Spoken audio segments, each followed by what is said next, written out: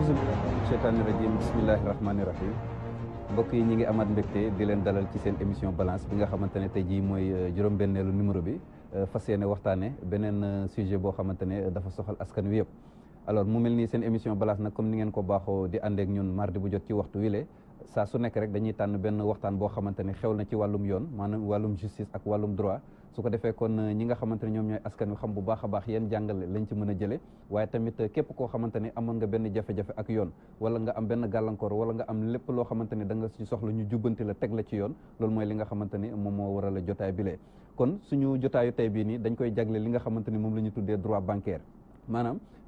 lépp loo xamante ne mi ngi xew ci wàllum banque yi ndax dafa nekk ay mbir yoo xamante ne soxal na askan wi lool sollicitation yi bëri ci ñenn ñi jafe-jafe yi ñu ci am bëri lool te pareen saay sax duñ xam ban yoon lañ mën a jaar pour maanaam seen saafara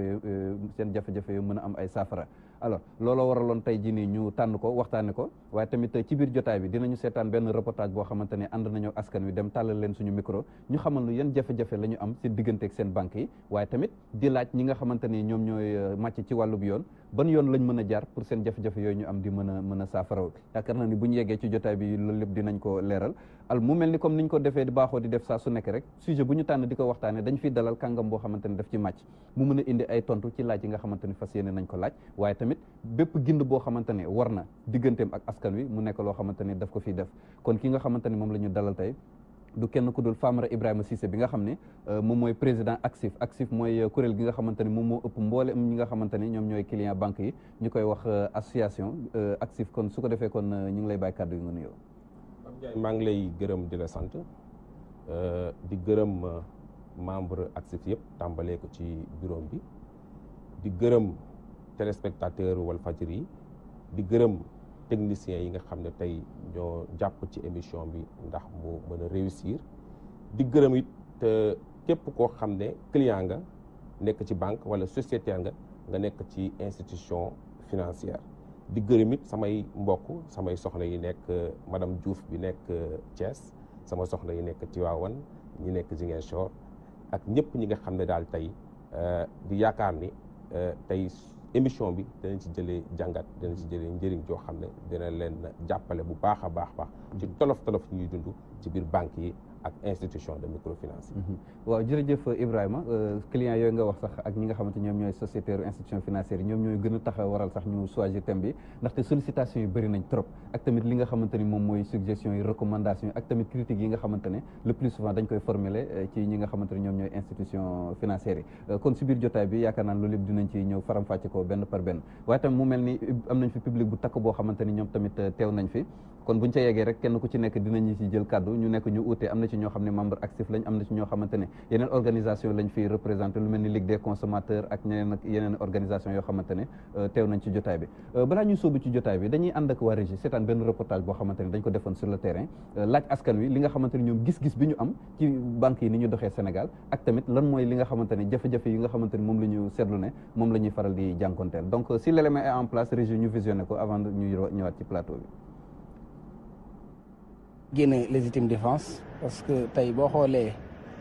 yaakaar naa ne Barthélémy Diaz mu ngi woon ci commune bu Sacré-Cœur Mermoz yaakaar naa bu ñu ko fekkul kon foofu kon yaakaar naa du riposte ba li am.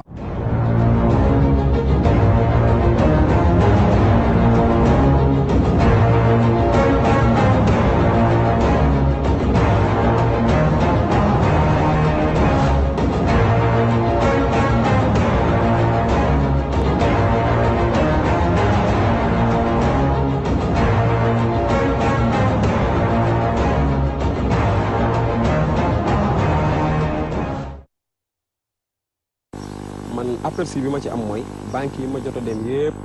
ñu lay wax avant ngay dugg ak li ngay gis c'est diamétralement opposé bon ce qui pousse la majeure partie des Sénégalais à dire que ni banques yi dañuy utiliser nit ñi dañuy nax te man loolu laa gëm parce que tey jii da ngay ñëw toog ak ñoom ils font tout pour yow ñu indi la ci ñoom mais boo xasee ba dugg mën naa ni pare nañ ci yow te boo demee bay génnaat tamit dañuy ñëw di la teg ay taxes yoo xam ne pratiquement li nga fa amoon lépp dafay des kon je pense que nii war nañu toog ak sénégalais yi ñu wax leen carrément ne leen nii la ñuy fonctionner nii ak nii la moo gën ñu ñuy gëmal loo xam ne amul en quelque sorte. man jotoon naa nekk ci benn banque de la place mais bi ma fa nekkee ñuy dem bu ma dikkee liñ may dagg day bari mais après à un moment donné je me suis dit que ni man damay changer mais changement bi ma doon changer rek pour dem ci beneen banque ça m'a coûté plus cher même parce que je me disais que ni jaru ko parce que tamit avant may jóge foofu j'avais de l'argent mais avant may jóge foofu di dem ci beneen banque bi mën naa ni lépp bàyyi naa ko fa ci ay taxes yu ñu lay wax ay dañ lay dagg lii dañ lay dagg dañoo dem ba benn instant pour ñu jox ma kayit bi may dem di déposer fële c'était tout un problème may wax clients yi mooy comme mënuñu koo bañ a def mënuñoo bañ a dem ñu fexe ba bala ñoo dem ñu am kayit yu leer ñu xam ne ñii kat fonctionnement bi nii ak nii la su ma ciy dugg lii mooy garantie bi su may génn tamit conditions yi lii ak nii lay demee je pense que ni daal loolu moo gën mu leer suñu bopp bala ñoo dugg que ñu dugg ba pare di ci am ay problème non man je dis que ni mooy banques yi ak service de transfert yu ndaw yeeg ñoom ñëpp noonu la parce que tamit seen intérêt la ñuy jiital dañuy wax ni dañuy jàppale nit ñi mais à vrai dire seen intérêt la ñuy jiital ñoom li ñuy am mooy bénéfice bi ñu ciy am te xam nañ ni tamit c'est normal que ngay liggéey di dencal nit ki am nga loo ci war a mën a am mais dafa ëpp en quelque sorte te du ñu wax nit ñi dëgg du ñu wax nit ñi dëgg au départ mbir mi dafa am arnaque dafa leer parce que tamit avant ngay dugg dañ lay wax lu nekk te mënuñu ci dara boo xasee ba dugg dañ lay manipuler nu mu leen neexee ce qui pousse beaucoup de gens à quitter parce que tamit riba la xaalisu jàmbur nga jël ko tëdd ci jaay ko doole par force te am na ñoo xam tamit somme bi ñu fay bàyyi du leen jaral ñu fiy nekk di yéeg ak a wàcc parce que tamit xam nañ bu ñu fi nekkee di yéeg ak a wàcc dañ ciy dépenser loo xam ni nekkul woon foofu nekkul woon ci seen compte kon du leen jaral loolu. bon en fait banque yi nu ma ko gisee pour man seen taxe yi dafa cher quoi ñuy fayaloon nit ñi dafa bëri en plus seen délai dafa rapproché boo fayul après dañ lay yóbbu pëli dafay demee noonu te des fois nit dégg ay cas d'arnaque ainsi de suite même ñun sunu cas étudiants yi des fois retard day am ak Ecobank affaire demee noonu jusqu'à présent fay luñ suñu bourse yi affaire demee noonu suñu banque luñ ko xaw ma daal ñu demee te gars yi war nañoo wàññi daal seen taxe yi vraiment ndax au moins lu ñu lay dagg aussi mu nekk la xam ne lay dagg du bëri te aussi fay bi mu xaw a allégé daal. D'abord de un, j'aime le fonctionnement des banques et de leur fonctionnement dans tous les critères au Sénégal. Parce que de un, d'abord, le fonctionnement des banques au Sénégal, c'est des fois puni par rapport aux pays de garantie. Comme par exemple, je ne vais pas dire le nom de ce pays, mais je peux dire simplement les secteurs. En Afrique centrale, par exemple. Parce qu'ici, au Sénégal, c'est trop facile d'avoir un compte bancaire. Bon, il facilite la plupart des gens, surtout les étudiants, avec n'importe quelle somme, vous ouvrez votre compte, vous pouvez ménager votre argent. Et aussi, ce que j'aime avec le fonctionnement, c'est l'accueil. Parce que quand vous partez dans une banque sénégalaise,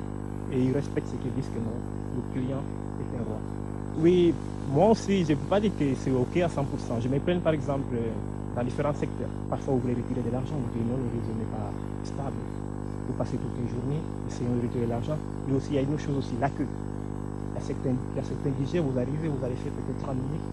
vous faites une opération simplement pour prendre peut-être 30 000 francs, 40 000 francs. Alors que simplement, c'est pour cela. La plupart des gens comme nous, on peut faire migrer maintenant à les différents services téléphoniques qu'on a pour les prépayer, qu'on peut payer TAFTA, simplement parce que les banques doivent augmenter le nombre de succursales et doivent aussi perfectionner leur réseau en cas de retrait d'argent et n'importe quelle opération que vous voulez faire. Pour l'arnaque aussi, l'arnaque est dans le côté des calculs des pourcentages. Peut-être entre les clients et les gens qui travaillent à la banque, ils n'arrivent pas à s'accorder au temps de signer le contrat. Parce qu'il y a certaines banques qui vous disent, par exemple, vous avez un pourcentage de 3,5%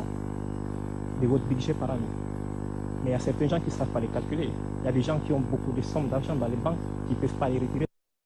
les contrats qu'ils ont avec la banque. En recommandation pour moi, la meilleure recommandation pour les banques, c'est qu'avant de signer une banque, avant de signer un contrat avec la banque, il faut d'abord bien lire le contrat. Parce que c'est la banque, c'est comme un commerce. Personne n'investit pas pour perdre. Donc ce qui veut dire, c'est que quand vous partez à la banque, ils vont vous montrer tout en bleu. Mais si vous regardez bien, il y a certaines tâches qu'ils ne vont pas vous montrer. Un client peut se plaindre dans une banque, mais vous ne pouvez pas poursuivre une banque en justice. Parce que d'abord, pour poursuivre une banque en justice, il y a une procédure qu'il faut suivre. Il y a le parcours, la banque, il faut aller voir le DG, aller à la police, faire une demande, réunir, remettre ça à la banque. Donc c'est un processus que vous-même, en tant que client, vous fatiguez. Et aussi, il y a une autre chose aussi. Ce n'est pas n'importe quel client qui peut aller porter plainte à la banque. Parce qu'il y a des gens qui sont à la banque, des gens qui ont des actions dans la banque. Si vous avez au moins 25% ou 50% actionnés dans la banque ne peut pas rigoler avec vous. N'importe quelle chose que vous voulez, la banque vous fait ça en une pensée. Pourquoi? Parce qu'ils savent que vous êtes un client. Mais la chose qui passe, c'est que les banques sont forcément liées. Je peux dire que les banques sont forcément liées à la justice. Parce que c'est comme les banques. Imaginez, je vais vous donner un exemple de la Banque centrale. La Banque centrale qui gère tout le budget du pays. Donc, la Banque centrale et le gouvernement travaillent presque forcément liés. Ils sont forcément liés. Oh, les banques ne sont pas au-dessus des lois, mais le gouvernement, certains le savent. Donc, on ne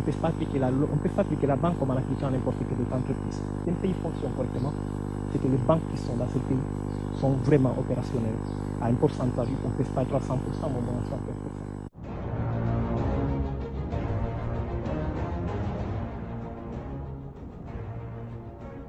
jërëjëf waa Régie président yaakaar naa ni dégg nga intervention yi nga xamante ne jóge na ci population bi d'une manière générale ban commentaire nga ciy def. waaw commentaire bu ma ci am mooy ñëpp bokk gis-gis ci problème bi li ma ci noté mooy bu njëkk bi mooy désinformation daanaka banques yi nekkuñu di wax dëgg clientèle bi de sorte que boo fa duggee dem ba ci biir ay jafe-jafe rek la lay jural muy question désinformation beneen bi mooy taux d'intérêt comme olof la ñuy wax nañ ko tudd muy riba bi nee nañ bëri na te muy dëgg convention bi mooy contrat de prêt bi wax nañ ko tamit jub na ci wax ci nee nañ contrat bi duñ la may temps nga lire ko te contrat bi dafa am ay jafe-jafe yu nekk ci biir boobu tamit noté naa ko ci biir bu génn sa banque dugg beneen banque boobu tamit gis naa ni évoqué nañ ko question boobu muy problème bu tar boo xam ne clients yi dañ koy dund te yaakaar naa di point yu yëpp il faut que ñu wax ci beneen bi mooy bancarisation bi il faut que ñu faram-fàcce ko xamal Sénégalais yi lan mooy bancarisation kañ lañ jël mesure bi ñan ñoo ko jël kañ la ko Sénégal commencé appliquer da cee am solo est-ce que bancarisation bi nit ñi tey ñu ngi ciy gis seen bopp wala nekkuñu gis seen bopp beneen bi mooy compte épargne bu ñuy wax benn waay wax na ko fi compte ba ngay am dénk ko banque bi pour mu dencal la fa sa xaalis compte boobu nan la war a mën a tëddee est-ce que banque bi da cee war a jël intérêt wala waru cee jël intérêt beneen bi mooy wax na tamit étudiant bi muy question Ecobank bi nga xam ne étudiant yëpp tey Sénégal fa lañ leen dëxëñ nga gis seen bourse yi ñu ko fay jël rang bu métti bu ñu jël muy remettre en cause gab yi ñi am tey moo tax dama yaakaar di question yi laal nañ góom gi bu dee mën nañ ko tuddee noonu te jàpp naa ni ay problème yoo xam ne war nañ ci mën a ñëw benn par benn toj ko Sénégalais yi xam nan la tëddee. ok bu ñu ko tàmbalee li fi nga xamante ni foofu nga njëkkee muy wàllum information parce que tamit droit à l'information dafa am maanaam client bi nga xamante ni dem na benn banque ba nekk fa day jaadu ñu koy xamal lépp loo xamante ni jëm na ci wàllum banque boobu noonu est-ce que loolu banque bi daf ko war a fayee ko client bi muy SMS yi ngay jot ak yu mel noonu par exemple sax doo jot message boo xamante te dañ la koy dagg pourtant. banque centrale génnee na fukki poñ ak juróom-ñeent ne yii à partir du 1er octobre kenn waratu ko fay mu bokk ci le droit à l'information qui est consacré dans notre constitution suñu charte réew dañ ne information droit la boo xam ne kenn waru ko négocier te information boobu jox ko client bi dafa war pour que moom mu xam ni banque bi di tëddee mais malheureusement li ñuy gis mooy tey xëccoo bi fi am ci diggante banquiers yi parce que at bu ne banque bu bees taxaw ci dëkk bi ñu ngi ci 24 banque ñetti établissement financier à caractère bancaire plus de 360 microfinance mënu ma la wax lim bi ñaata la mooy mutuelle yi nekk ci bopp koñ bi di dóor ay dóor yu métti clients yi information bi nga xam ne client bi da ko war a mën a jot malheureusement duñ ko joxee noonu da ngay ñëw ñu lay baab di la wax la neex di la raay ba nga dugg bi ci biir am ay jafe-jafe yu métti duñ la wax contrat bi nu mu tëddee duñ la wax riba bi nan la tëddee yow daal ñëwal ñu ubbil le compte gratuitement alors que dañ la war a jox information bu wér SMS yi nga tudd ak mail yi fukki poñ ak juróom-ñeent yi banque centrale génn nee na yooyu dafa war a gratuit kenn waru ko fay mais gis nañu banques yi ni message bu ñuy envoyé nit ñi 800 francs la ñu koy dagg xam nga ne loolu caar sàcc la. te penn saa dañ la koy dagg te doo jot message tamit. doo jot message waxtaan nañ ci ak benn directeur général banque ñu toog ma ne ko yow say client ñaari weer ñoom ñëpp nee nañ jotuñu message te constaté nañ seen relevé de compte dagg nañ leen ko waaw lu ciy pexe mu ne ma waaw intermédiaire bi nekkoon seen diggante client bi doon envoyé message yi ñoom nangu nañ ni foofu dafa am ay problème moo tax clients yi jotuñu ma ne ko waaw waaye léegi xaalis ba nga leen dagg waaw boobu nan lay demee mu ne boobu moom dagg nañ leen ko ba pare remboursement moom xalaatuñu ko. mënatuñu client bi amul benn recours bu mu mën a def pour jotaat ci xaalis boobu daal. waaw ma ne ko nag loolu sàcc la comme que service bi sagam service bi client bi fay na ko jotu ko li war mooy delloo ko xaalisam te loolu ngeen war a def te moom mooy yoon mais malheureusement lank na suuf nee na intermédiaire bee paan léegi nag moom client bi moom mooy gàddu lépp xam nga am na benn boroom xam-xam bu mag bu ñuy wax Jean-Jacques Rousseau dafa wax dans le contrat social mu ne je fais avec toi une convention un contrat tout à ta charge tout à mon profit que je respecterai tant qu'il me plaira et que tu respecteras tant qu'il me plaira nee na maak yow banque loolu fa xew dañuy def benn këyit boo xam ne lépp loo xam ne dafa diis te métti yow yaa koy gàddu lépp loo xam ne dafa neex te oyof man maa koy gàddu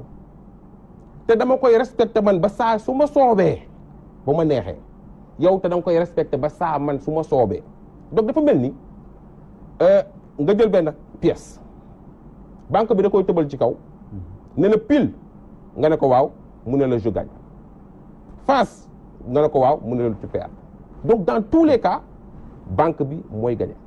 donc suñu convention yi c'est des conventions léonines teguwul ci yoon banque bi rek moo ciy gis jëriñam te da lay ndax du la wax liñ dëxañ ci biir yow nga jàpp ni li mu la wax moom moo dëxuñu ci biir mën a jàngoo wala boo jàngee it sa cursus amul éducation financière danañ ci dellu si de sorte que yow ay tolof rek ngay dund ay tolof rek ngay dund contrat boobu xam naa comme junj nga ko dañ ciy xuusandi rek contrat de prêt yi nga xamante ne par exemple client bi daf koy signé ak banque yi est-ce que moom client bi si boppam am na avantage yu mu ciy gagné bañ benn duñ la may fa nga yóbboo contrat bi sa kër ñaar duñ la may fa nga ko liiree. waaw parce que bu dee xamoo li ci nekk yoon may na la nga dem ci avocat mu liiral la expliquer la ndax war nga ko signé wala déet. normalement technicien mu xoolal la xam nga tey bu ñu bëggee lu jub banque yi dañu waxante dëgg convention baa ngi nii balaa ñu koo signé client bi nee na leen may leen ma liir nañ ko jox mu yóbbu këram mu tëdd xool waaw bu xoolee doyu ko mu woo benn technicien benn expert mu xoolal ko bu d'accordee mu signé bu d'accordul nag mu ne d'accorduma mais loolu amu fi dañuy jouer sa conscience xam nga waaw dinañ la jox prêt nga préparer sa projet yàqamti mbir mi ñu naan la tey suba dem ba mu wóor leen ni yow fi mu nekk di luñ la tegal nga signé jouer sa conscience ba nga xam ne luñ la tegal nga signé ñu ñëw ne la waa kaay luy approuvé nga signé loolu du yoon. En France en Allemagne dañoo voté benn loi bu ñu wax la loi sur le délai de rétractation moo may képp client bu ñu pamti noonu ba mu signé convention boobu mu am fukki fan ak juróom yoo xam ne parce que boo signé convention bi dinañ la ko jox nga téye bañ la ko joxee boo demee say kër nga xool sa avocat xool sa juriste xool sa technicien boo xam ne expert financier mu ne la li nga signé kat musiba la ci yow am nga droit yoon may na la nga dem nga dénoncer contrat bi ne d'accord mais fii Sénégal boo xasee ba signé même boo jotagul xaalis commencé ngaa fay intérêt mooy musiba même boo jotagul xaalis ba yow déjà débuté nañ sa compte commencé ngaa fay ay pénalité moo tax loi boobu dañ ko war a voter Sénégal ñun nag tëgg nañ loi ba mu baax ak yeneen loi yoo xam ne dañ ci dellu si pour que Assemblée nationale dimbali ñu si dimbali clients yi ñu voté ko mais Sénégal il faut que ñu am xel xam ne ñun amuñu ay député wax dëgg yàlla xuloo xeex Assemblée nationale. parce que man loolu jaaxal na ma tuuti député yi mosu leen dégg di nga leen dégg ñuy wax ci plusieurs problèmes mais rarement nga ciy dégg wala boog néew na loo gis député interpellé ñi nga xamante ne ñoom ñooy ñi ñu war a interpellé par rapport ak li nga xam ne moom mooy fonctionnement banque yi. mosuma dégg député jóg ñëpp xam nañ ni système bancaire bi ni muy doxee baaxul nii ñu ngi ciy am ay jafe-jafe yu métti taxaw jàkkaarloog ministre de l'économie et des finances xamal ko ni banques yi ñu ngi toroxal askan bi amul li ko waral nag bëri na te xam naa dinañ ci ñëwaat waaw Pape Ndiaye benn compte nga am Sénégal man benn compte la am Sénégal waaye am na ñoo xam ne soit question bi da leen a intéressé wul wala touché wu leen parce que ñu ci bëri tey bu ñu wëri seen compte ci yeneen dëkk yi dañ koy wëri te yeneen dëkk yi loolu amu fa ay loi sur le délai de rétractation la ñuy voté absolument yenn pénalité yi kenn du leen ko teg riba bi nekkul ay 14% 15% jenn saay mu jéggi ko ñu ngi fi taux effectif global Pape Ndiaye contrat boo ko tënkee ak nit mu ngay yow ak gis naa la nga def fi benn émission ci locataire ak yooyu yow sa locataire nga boom sa kër loué ko tëgg contrat ak nit contrat boobu bu naree changé virgule da nga di toog xaatim ko waxtaan ci ba juboo waaye banque rek mooy def saa su ne contrat bu mu signé client bi mu xëy yokk ko te dara du ci jub la preuve agio yi ngeen di am chaque fois ngeen dégg at bu dem ngeen dégg yokk na bañ nañ ko ba léegi taux variable la ñu appliqué dañuy ñëw ne la taux bi appliqué nañ la 14% déwén boo ñëwee mu nekk 15% beneen at bi ñu yokkaat ci leneen ak leneen ak leneen mais loolu fan lañ ko teg. di ko def loolu ñu appliqué dëppoo ak li nga xamante moom ngeen d'accord ba signé ko. la ngeen xaatim boo xam ne contrat bu nga xam ne yéen a d'accord ba signé ko amana yow xooloo ko sax dañ laa forcer de la luy approuvé yow saa yoo ko jalgatee banque bi teg la ay daan yu métti teg la ay pénalité xam nga banque il faut que ñu wax ko ci ñetti mbir lay amee xaalis mooy lan bu ci njëkk mooy riba ba mooy taux d'intérêt bi ñu koy wax waaye riba ba ñaareel bi mooy service yi mu lay jaay ci biir banque bi mooy daanaka nga bëgg attestation d'engagement wala non engagement relevé de compte yi banque centrale ne dafa war a gratuit ñoom ñu koy continuer di ko jaay nit ñi SMS yeeg nga xam ne dañoo ne gratuit di continuer di ko jaay nit ñi ak beneen bi mooy défaut de paiement mais défaut de paiement boobu tamit nañ ci wax Pape Ndiaye amel naa la xaalis war naa la fay le 5 bu ma ñëwee le 6 boo ma tegee ay daan naa xam ni maa tooñ waaye bu ma ñëwee le premier di la fay waaye waroo ma teg daan logiquement musiba naaru laay tey nga am prêt ci banque xëy benn bis nga amel ko ay millions yu bëri xëy benn bis dajale millions yi ñëw gàddu sa saak ne ko dama lay fay mu ne la teel a fay baaxul dama lay teg ay daan yu métti 10% de l'encours am na ñoo xam ne sax dañ leen ne intérêt yi nga xam ne waroon nga ko fay fii ak 20 ans dañ koy dajale nga fay ko teel a fay baaxul waaw loolu ban système la ñun ñu koy dund suñu autorités yi toog duñu seetaan ok d'accord ci biir reportage bi ñu seetaan am na koo xamante ne question bu mu doon soulever mooy certificat d'engagement attestation non engagement bi nga xamante ne yaa ngi ko doon tudd léegi maanaam nga jóge benn banque war a dem feneen ñu war la jox këyit boo xamante ne day wane ni maanaam yoreloo fee dara loolu tamit naka la ko yoon tëggee ak tamit yan démarche moo ci war a am est-ce que dañ ko war a fay wala nu mu war a c'est la question de la mobilité bancaire xam nga benn banque dafa taxaw loolu ñu yóbbu kaso dafa taxaw de képp kuy génnati ci banque bi da ngay fay 175 500 pour rek ñu jox la këyit buy wane ni yoreloo banque bi dara ñaari këyit la bu ci njëkk mooy banque ba dana naan fayal attestation d'engagement mooy li nga ma amel nangam nga ma amel dafa mel ni nga amel sa boutique bi bon weer bi dee nga dem ne ko ñaata laa la mu ne la loolu dañ koy def ci këyit te da nga koy fay nga ne ko ñaata mu ne la 87 750 beneen bi mooy attestation non engagement boo ko fayee këyit boobu fay ko lépp mu ne la léegi reçu bi ba nga xam ne mooy wane ni fay nga boobu tam da nga koy fay ci banque ba 87 750 ñaari mooy 175 500 waaw ñu bu ñu jotee information boobu ñu provoqué rencontre directeur général tubaab ba moom banque ba comme ñun ay jaam lañ ñoom ñooñu kii parce que prison la ca banque ba mënatoo génn dafa jël buum rek takk ko suñu baat yi ma ne ko yow jàkkaarloo boobu ne ko yow lii nga ñu teg bëgg ko teg sénégalais yi ci koo xam ne dafa bëgg a bàyyi naa rek nga ne ko day fay 175 500 est-ce que yooyu ñeme boo ko def sa dëkk mu ne ma xalaatu ko parce que dëkkam du exemple mu ne ko li nga bëgg ñu ko teg ñun mu ne ñu banque centrale moo leen ko may bu ko neexoon def ko 500 000 wala fàq yatam taxaw ne kenn du génn ah waaw ñu ne ko nag ñu la koy nangul ñun bokku ci danañ organiser sitting fii bloqué locaux yi Sénégal yëpp xam dégg ñu waaw ñu buñ demandé nag pour organiser sitting la ñu bañal loolu jàpp ñu yóbbu ñu ci kaso bi bu ñu bravé ko jàpp yóbbu ñu ci kaso bi ba tey ñu ngi koy appliqué te maa ngi fàttaliku sax ci problème boobu noonu bi ngeen ñëwee ba tribunal procureur bi mu jëlee parole maa ngi fàttaliku ay kàddoom dafa ne association yu mel nii yéex naa am ci réew mi maanaam tellement loolu rek li muy wane mooy ñi nga xamante ne ñoom ñooy bëri am jafe-jafe ci wàll gi dañoo bëri te parrainage duñu xam yoon bi nga xamante ni moom la ñuy jaar pour seen jafe-jafe yoo mën a saafara ci biir reportage bi tam dégg nañ benn étudiant boo xamante moom problème bi mu doon posé muy li ñu tuddee délai de grâce maanaam bu fekkente ni dafa am loo yoreel banque bi war ko fay nga jég am gàllankoor ñu war laa mën a may ab diir boo xamante ne ci lay toog laata ñuy mën a saisir sa bien wala garantie boo fa ma gën ko yaatal sax muy béykat ba mu leb banque béy production bi yàqu muy commerçant ba mu leb banque tey la ay këram jënd marchandise marché ba tàkk waa kooku dañoo war a nangu këram génne ko ci biti toroxal ko France ak yeneen dëkk yi boo fa demee dafa am benn loi bu ñuy wax la loi sur le délai de grâce ñaari at dana ko toog du fay day placé wu sous la protection de la loi parce que c'est des lois protectrices des clients il faut que mu am ci dëkk bi malheureusement c'est un vide juridique amul Sénégal waaw loi boobu warul protéger commerçant bi kooku dañoo war a nangu këram toroxal ko nangu ba pare li ci gën a garaaw Pape Ndiaye xam nga li may wax dal na fi benn maire bu ñuy wax maire Sophie exemple am lay faral di joxe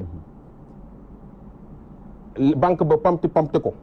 ba lebal ko benn 14 millions 700 mu waroon dem faju ji parce que yàgg na liggéey extérieur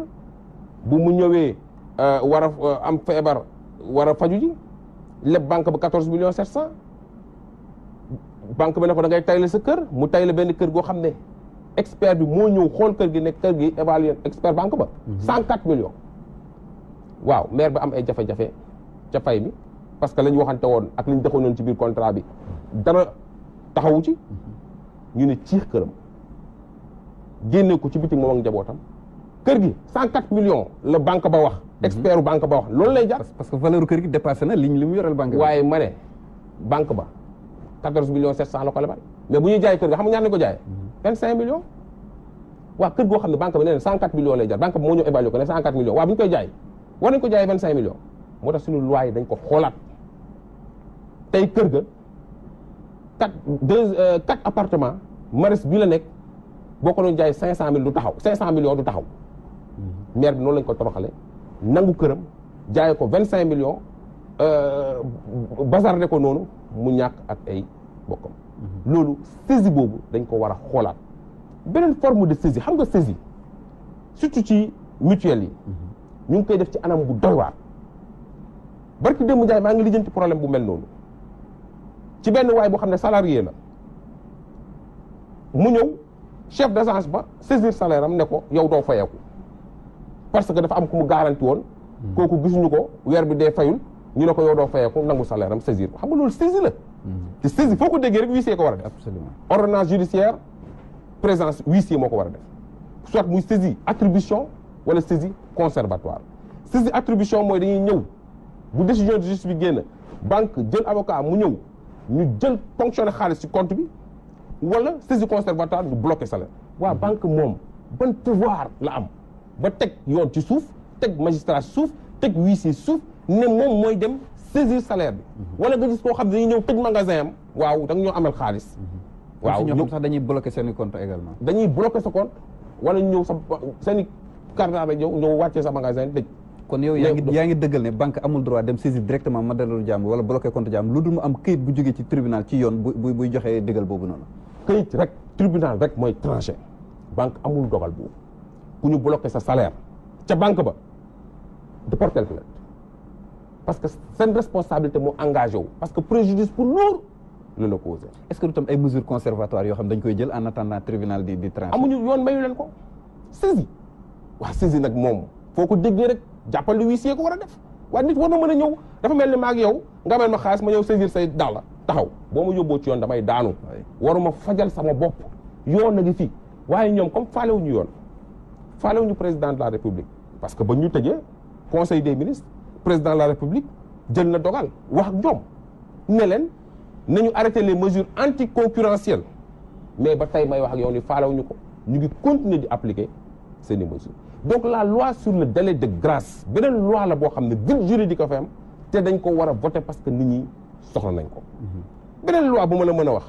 tamit toujours ci domaine boobu mooy la loi sur le surendettement ci wolof mooy lan mooy daanaka bor ba amatoo bu dee salarié nga mënatoo jot salaire bu dee comme mënatoo dund ndax ay bor yu la topp waaw loolu war ñu ko réglementer ci bor boobu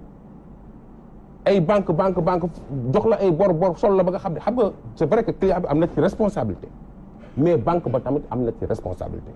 boo demee ci dëkk yële dafa am la loi sur le surendettement avec endettement parce que bu dee salarié nga yoon dafa xaaj salaire ñaari pàcc parce que salaire bi dafa am lu ñuy wax caractère alimentaire nit ki da ko war a jël dund ci pour mën a dundal boppam dundal njabootam mën a xëy moo tax loi bi protéger ko mu ne salaire dafa am pàcc boo xam ne kenn waru ko laal mooy 2 tiers yi am pàcc boo xam ne nag mën nañ koo jël si du charte réew ko wax. waaw bu dee salaire u 150 000 nga am banque ba loi bi nee na 45 000 la wax warul ko banque bi waru ko jël mais banque yi boo demee 50 000 la ñuy jël benn jalgati nañ yoon ñu naan détoit ñu dagg la agio dagg la commission dagg la frais forçat dagg la frais ba nga xam ne yow 50 000 ngay dese waa 50 000 yooyu nga war ci jot direction de la solde dagg wala beneen usurier taxaw fële dagg bu ko defee yow fin du mois dootoo laalati dara waa loolu waruñu ko réglementer voter benn loi sur le surendettement avec une commission de surendettement buy doxal di dal ci kaw ñi nga xam ne dañuy surendetté di dal ci kaw même client bi nga xam ne moom moo dem surendetté ok xam naa bu ñu ñëwee ci chapitre solution yi dinañ ko gën a yaatal bu baax a baax kon li ngeen fi dégg rek du leen lu dul day leeral rek maanaam ñi nga xamante ne ñoom ñoo am jafe-jafe ak seen banque wala boog seen institution financière ñu gën a xam yoon bi nga xamante ne foofu la ñuy jaar pour maanaam mën a am saafara leneen li nga xamante ne bëggoon naa ñu addu ci tam mooy wàllum guichet automatique de banque yi muy maanaam wàllum carte gap yi dafa poser problème yu bëree ci dëkk bi am na ci ñoo xam li ci gën a sonal nit ñi nag mooy panne yi am na ci secteur yoo xamante ne moom seen guichet du mës a panne saa yoo fa demee moom day kii mais bu fekkente ni yeneen secteurs yi la parce que saa yu weer day dee nga yor sa xaalis war ko jot mais doo ci mën a jot te même bu fekkente ni yor nga ko bénéficier wu ci avantage bi nga xamante ni moom moo taxoon ñu délivrer la ko terewul tam ci suuf ñi ngi lay dagg tamit loolu ñi mu dal ban yoon lañ mën a jaar pour loolu saafara waaw xam nga gab yi dafa bëri problème xam nga dafa am benn banque boo xam ne dafa jékki-jékki rek bàyyi ba fin du mois jot mu ne léegi découvert ca gab ba rek nga ko mën a jëlee xam nga tey koo xam ne sa payoor yow day ànd ak découvert fu nga mën a dund di fayeeku chéquier mu xëy na la léegi yow sa gab sa découvert banque xam nga foofu rafetul il faut nga dem jëndi carte gab par la force benn ñaareel bi mu jékki-jékki ne képp koo xam ne amoo plus de 400 000 dootoo fayeeku ci guichet ci billetage guichet c'est-à-dire que chèque pour fayee ko waaye nit ñi nga jaay leen chèque ñoom bañ jël seen chéquier weer bu dee ñu jël seen chèque dem retirer seen salaire wala seen payeur wala seen liñ fa am yow nga xëy rek jël dogal bu la neex ne képp koo xam ne chèque ba bindoo ci lu ëpp 400 000 doo ko retirer fii gab rek nga koy retirer nga forcer nit ñi gab yi benn nit ñi am na benn banque boo xam ne xam mu def daa xëy rek dagg ñëpp waaw carte gab par la force carte gab service bancaire la bu la neexee jël bu la neexee bàyyi moyen de paiement la bu la neexee wut chéquier bu la neexee wut leneen moyen de paiement yi bëri nañ mais pourquoi ñu forcer nit ñi gab carte gab yi waaw même bu dee force bi baax na waaw mais gab yi est-ce que baax na gab yoo xam ne longueur de journée ya ngay gab yoo xam ne day panne une semaine ba pare concentré ko Dakar comme ni nga ko waxee banlieue boobu boo fa demee doo fa gis gab buy fonctionné wala gab yi ñaar boo ngaa gisaat gab yàlla xam doy na te man li ma seetlu ndox mooy gabu Almadies rek laa gis ñu du panne même bu panne même pas 5 minutes ñu réparé ko mais bu dee yeneen secteurs yi ça traîne pendant des jours xam nga système capitaliste la gis nga baadoolo lu muy daj ci banque ba borom alal bi du ko dal ci banque ba Pam Ndiaye boo demee banque ba di leb ay taux 14% 15% lañ lay appliqué borom koppar bu ñëwee di leb ñu appliqué ko taux 8% 7% nee nañ mutuelle yi pour baadoolo yi la baadoolo yi banque ba ñi am tuuti ñoo fay dem mutuelle yi mooy marchand ambulant ba nga xam ne amul entrepreneur buy door wala ngay jaaykatu gerte caaf jaaykatu jën yéenay dem ci mutuelle yi seen taux yi 24% la ce qui veut dire quoi système bi dañ koo tëgg ba nga xam ne ñuy ndóol dañuy gën a ndóol di dem ñii am dañuy gën a am di dem ñuy ndóol ñooy fayal ñi am ci biir banque ba même banque ba mu am Sénégal am France boo fa demee taux yi du dépassé 3% boo ko waxee 3% sax kenn du la xool am na ay taux yoo xam ne sax et 1% la ak 0,5%. waaye fii 14-15%. ce qui veut dire que ñoom seen i pertes yu enregistré en France fii lañ koy compenser ñu ñooy fayal français yi bu yi di leb waaye loolu ñun dañoo war a toog di ko seetaan sénégalais yi toog seen i kër naan mais booy bi li muy wax dëgg la booy bi li muy wax boo jar a jàppale toog seen i kër loolu faju ko te ku ci xaar état bi yaa ngi nax sa bopp état bi du ci jóg lu mu ciy def mais sénégalais yi dina la seen kër état bi di jóg di lay xeexal mais mënul ne sénégalais yi nañu takk seen i tubéy jóg ñun ñëpp système bancaire nee naa 24 heures ñu réglé il suffit que ñu wootee rassemblement bu mag 80 000 personnes génn ci mbedd bi biir deexi wa deexi Pam Ndiaye le lendemain système bi yëpp changé dootul wóorati ci ñoom boobaa ñoom ñooy daw ci état bi ne ko dimbaluñu waaye xaar état bi mu dem di naan banque yi def leen léegi def leen lii waaye sénégalais bu koy xaar moom bu yeboo na nga tëdd na la ak si fa ngay xeex ok bu ñu desee ci gap yi ba léegi carte gap problème mu carte gap yi am na beneen cas boo xamante ne am na sax suñu benn élément bu mu dal fii moom dafa nekk benn banque mais banque boobu noonu carte gab bi ñu ko yor may na ko mu ko utiliser ko ci yeneen banques yi mu dem ci beneen banque boobu retiré fa salaire am ci guichet bi mais génnul mais dañ ko dagg mu dem def réclamation ñu ne ko effectivement gis nañu loolu xam nga par exemple day am ci gap yi da ngay dem tapé montant bi nga bëgg a tiré xaalis bi du génn mais gap bi daf koy comptabiliser mu dem recours di def recours ba léegi mënul fexe ba jot ci salaire am mu topp ci recours bi topp ci procédure ba beneen salaire topp ko fa encore te bële ba léegi jotagu ko loolu ku mu dal naka la ban yoon la war a jaar. dëddul yoon gis nga seen gab yi bu paanee du responsabilité client bi responsabilité banque bi la mais xam nga li nga wax ne lu ci gën a garaaw mooy gis nga sa carte gab boobu nga yor nga bàyyi sa gabu banque dem beneen gabu banque gis nga retiré boo fa def jàppal ni xaalis bu takku lañ la ay 2500 3000 ça dépend ci montant bu nga fa retiré lañ lay fay te du yoon dañoo war a harmoniser gab yi boobu benn la ñaareel bi mooy comme li nga wax gab bi boo defee opération mu annulé ko wala mu paan mu marqué la yow di nga toog lu mu dee 45 jours banque ba di liggéeyee sa xaalis sa salaire di ko lebal ma sàmba ak ma dem ba di ci am xaalis ba pare yow nga toog di tumuranke di torox ak sa njaboot xam nga boo fa demee lu ñuy wax boo bëggee mën nañ la defal découvert lebal la sa xaalis boobu la ñuy jël sa salaire la ñuy jël lebal la ko dina ci dagg intérêt mais bu ci gën a garaaw mooy ci cadre boobu bala maa dikkaat ci gab yi mooy date de xam nga damay wax ak benn bawol mu ne ma si c'est luy date de voleur benn waaye di ko ree naan ko waaye kenn di wax date de voleur date de valeur la ñuy wax ma ne ko déet date de voleur la parce que kii li mu wax prononcé na waxul terme mais moom la parce que France moom lañ koy wooyee date de voleur waa Pam Ndiaye nga jot virement wala sa salaire wala bu mu mënta doon nga ñëw waa ji ne kacc machine bi ne la xaalis baa ngi ni leer na nañ mu ngi nii moom nangamu million la wala nangamu 1000 la nga ne ko waa jox ma mu ne la déet amagul valeur pour mu am valeur il faut que 72 heures nga ne ko waa léegi nu may def mu ne mën nañ la ko lebal de sa xaalis boo xam ne ñu ko viré mu nekk ci compte banque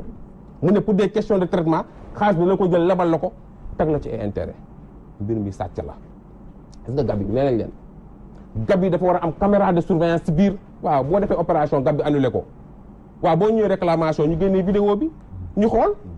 waaw bu dee jël nga waaw ñu xam bu dee jëloo ñu immédiatement ñu remboursé la sa xaalis pourquoi ngay toog 45 jours banque ba di jël xaalis ba di ko lebal ma sàmba ma demba di ci liggéey yow ngay toog di boru ci encore demaat ci banque bi mu lay joxaat salaire boobu nee na da la koo lebal woo yaay nga war ko fay ak ay riba yu takku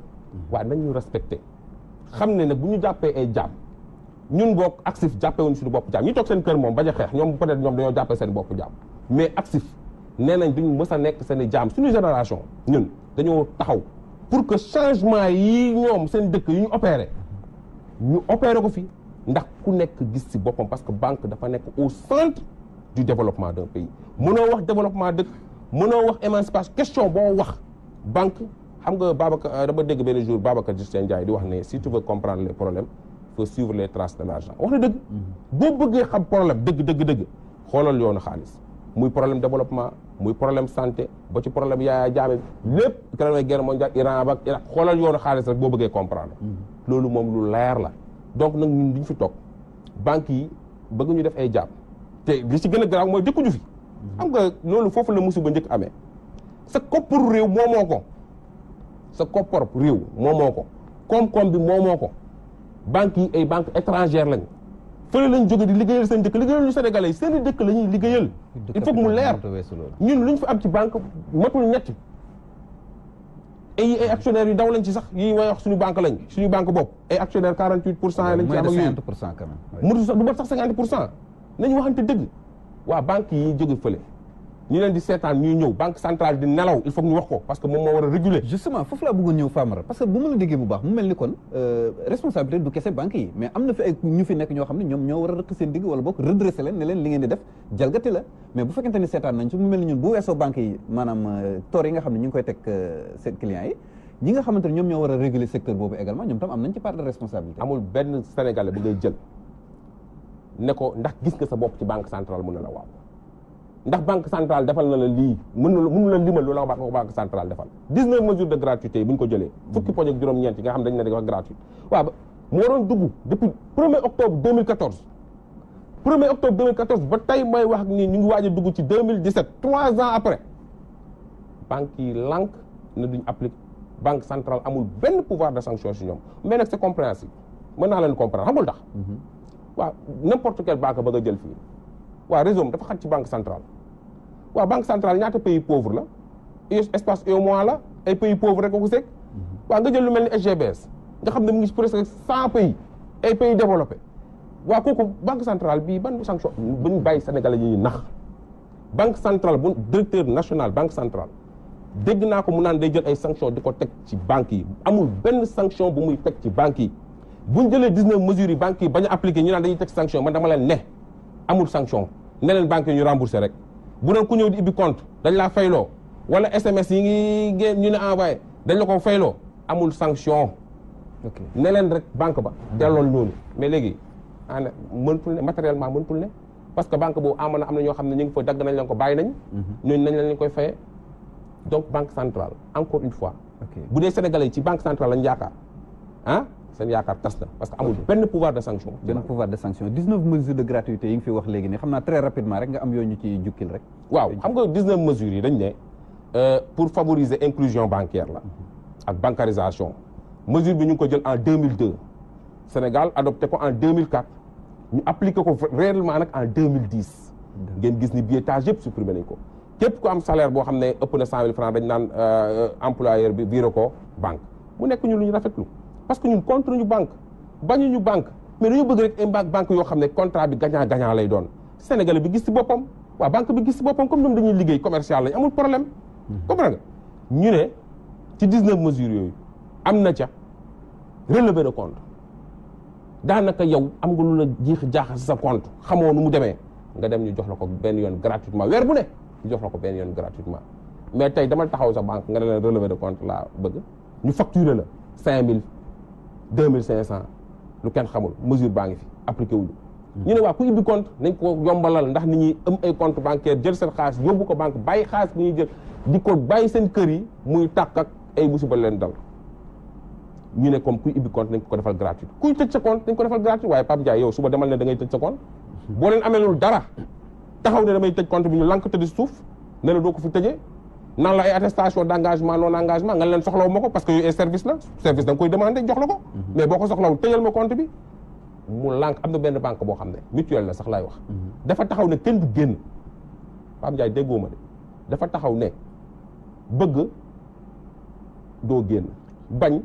doo génn kenn génnul compte boobu boo ko fa bàyyee dem ci beneen banque tëj fa beneen compte lan moo la ci mën a fekk waaw xam nga tey bu dee salarié nga doo ko mën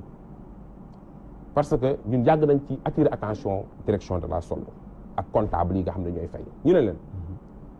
client bi bu ñëwee ne leen ameluma dara banque bi changer sama domiciliation de salaire da nga war a vérifier bu dee amelul dara banque bi nga changer domiciliation de salaire mais ay attestation d'engagement yi ngay demandé de non engagement yi ngay demandé wala ay dossier de clôture de compte mooy attestation de clôture de compte yooyu banques yi nanguñu ko joxe wala bu ñu la koy jox ne dañ ci fay xaalis bu takku bu dee commerçant nga bëgg a jóge sa banque wala agriculteur amoo salaire nga jóge sa banque dem beneen banque waaw xam nga procédure bu mel noonu pays yu civilisé yi parce que ñaari banque ñoo la sëkk ñaari ponkal la sëkk ka nga jam ponkal la ka ngay jóge ponkal la ku nekk day jéem a lekk ci yow xaalis waa kooku loi warta protéger le maillon faible banque ba am na avocat fa nga jóge banque ba nga jëm am na avocat ku nekk nga jéem a lekk sa xaalis yow rek yaay perte waa procédure boobu ci dëkk yu civilisé yi dañ ngay def ba nga xam ne mobilité bancaire bi du client bi rek moo war a perdre mais fii mobilité bancaire client bi rek kay war a perdre beneen bi nga laaj mooy compte boobu noonu banquier dañ ko fay bàyyi boo ko tëjul dañ ko fay bàyyi duñ la wax dara nga nekk ci beneen compte dafa dugal sa xaalis maara day musiba boo jëlee xaalis dugal ko ci compte boobu maara day taala boo jëlee xaalis dugal ko ci compte boobu machine ba day buub lépp bu dee bàyyi nga ko carrément dematoo fa dañuy xëy dañuy bàyyi de boo mat at ñaari at ñu xëy benn jour indil la facture 500000 ne la yaa ñu amel 500000 ba nga demee tëjoo compte bi boobu ba léegi ay agio ñoo doon jàll léegi da nga ñuy fay 500000 mbaa ñu jàpp la nangu say bien yóbbu la tribunal yu fu ñu ko teg bàyyi naa jox ma këyit bu wane ne bàyyi naa ameluma la dara nga lànk ne dama war a bàyyi mu dem yoonam nga xëy benn jour yóbbu ko tribunal ne waaw compte bi da ko bàyyin foofu lu mel noonu sax moo fi indiwoon incident bi fi amoon temps yële parce que commando boobu xëyoon rek dem poñe caissière bi parce que dañ ko doon jaabante yu bëri pour mais loolu la commando boobu dafa nekk ci yoon. xam nga tey nga ne banque bi dama bëgg génn mu ne la da ngay fay attestation d'engagement non engagement 175 500 nga fay mu ne la waaw prêt bi da nga koy teel a fay baaxul pénalité de remboursement par anticipation li nga war a fay yëpp dañ ciy dolli benn 10% encore ci li ñuy calculer nga fay. këyit bi léegi ñu la war a jox pour nga dem sa yoon reçu boobu de te fay nga ko pare de. ñu naan la tey suba gannaaw suba waaye commando bi bu mu xoloo fekk moom fu mu jëm jël na fa pare ba pare parce que tamit dañuy wax rachat de crédit da ngay dem jël fële xaalis ñëw fay bor bi waa ki nga jël xaalis moom mu ngi lay dagg ay pénalité mu ngi lay dagg échéance mu ngi lay dagg ay frais te yow kii mu ngi yéexantoog sa këyit di lekk tamit moo tax ma ne la ñaar ñëpp dañuy lekk. moo tax état bi dafa war a jël des mesures ba pare doole tolloowu sa banque yow boo ko toojee bu teg la ay daan waaw moom bu la tooñee bàyyi naa ko ak yàlla wala awma lu ma jëlee avocat warate demee noonu moo tax ñu ne il faut que ñu mettre en place un fonds destiné à payer les frais de procès des petits clients daanaka fonds boobu dañ koy teg client bu ñëw am problème ak banque comme banque ba am na avocat yooyu ñu jox la avocat nga dem taxaw conseil juridique c'est la moindre des choses ñu ne ñu xaalis bi fu ngeen koy jëlee xaalis bu ñuy tegee fonds bi ñu ne leen dafa am lu ñuy wax taxe sur les affaires financières képp kuy jël prêt wala ngay dem banque ñu ngi lay dagg taxe waa taxe boobu ñu koy jox état bi waa état bi moom da koy lekk rek moom client bi bu amee problème mu seetaan ko waa nañ ci jël 0,1% waaw parce que teg fonds ba 0,01% ñu teg fonds ba yow tey mii nga xam ne fay nga taxe boobu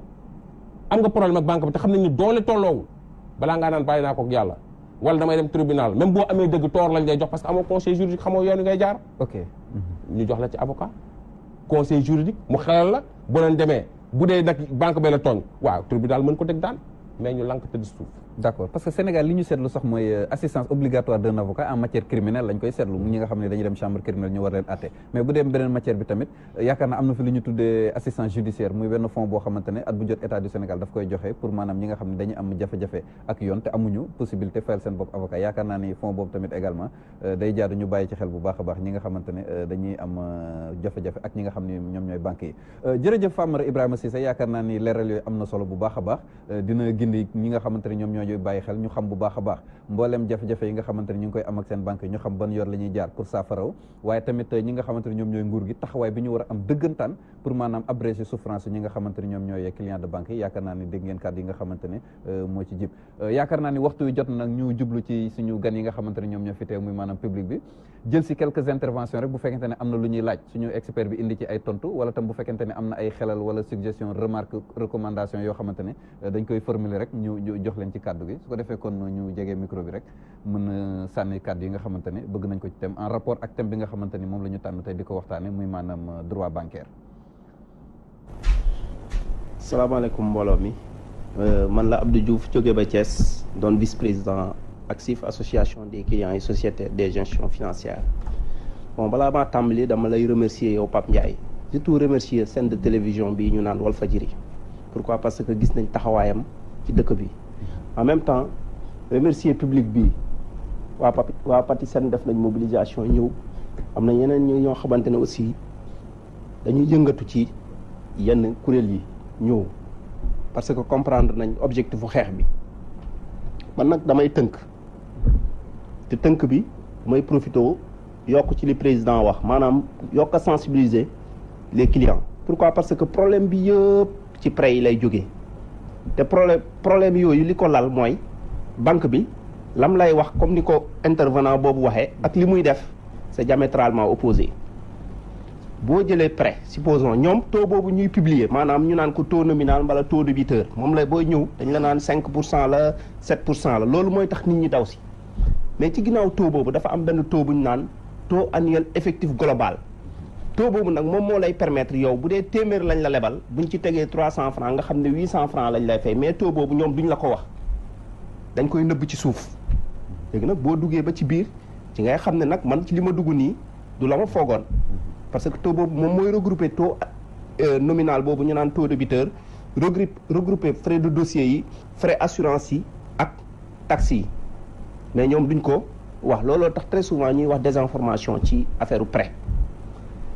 ci banque aussi xaalis bi nga xam ne da nga ko jënd 2,5% boo koy leble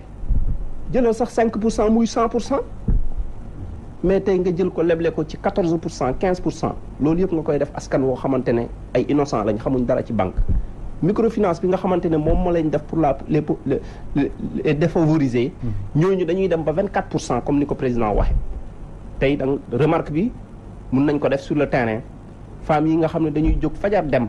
si wala ñuy commencé di jënd di jaay boo commencé liggéey xanaa boo ci defee at war nga jël paan nag def ñu nekk at kii liggéeyam bi am na ci amélioration mais loolu gisuñu ko interpellation bi nga xamante ne ci lay mujj mooy affaire assurance yi parce que dañ ma ci interpellé lu bëree bëri tey jii problème mu assurance boobu mu ñu naan prime d'assurance emprunteur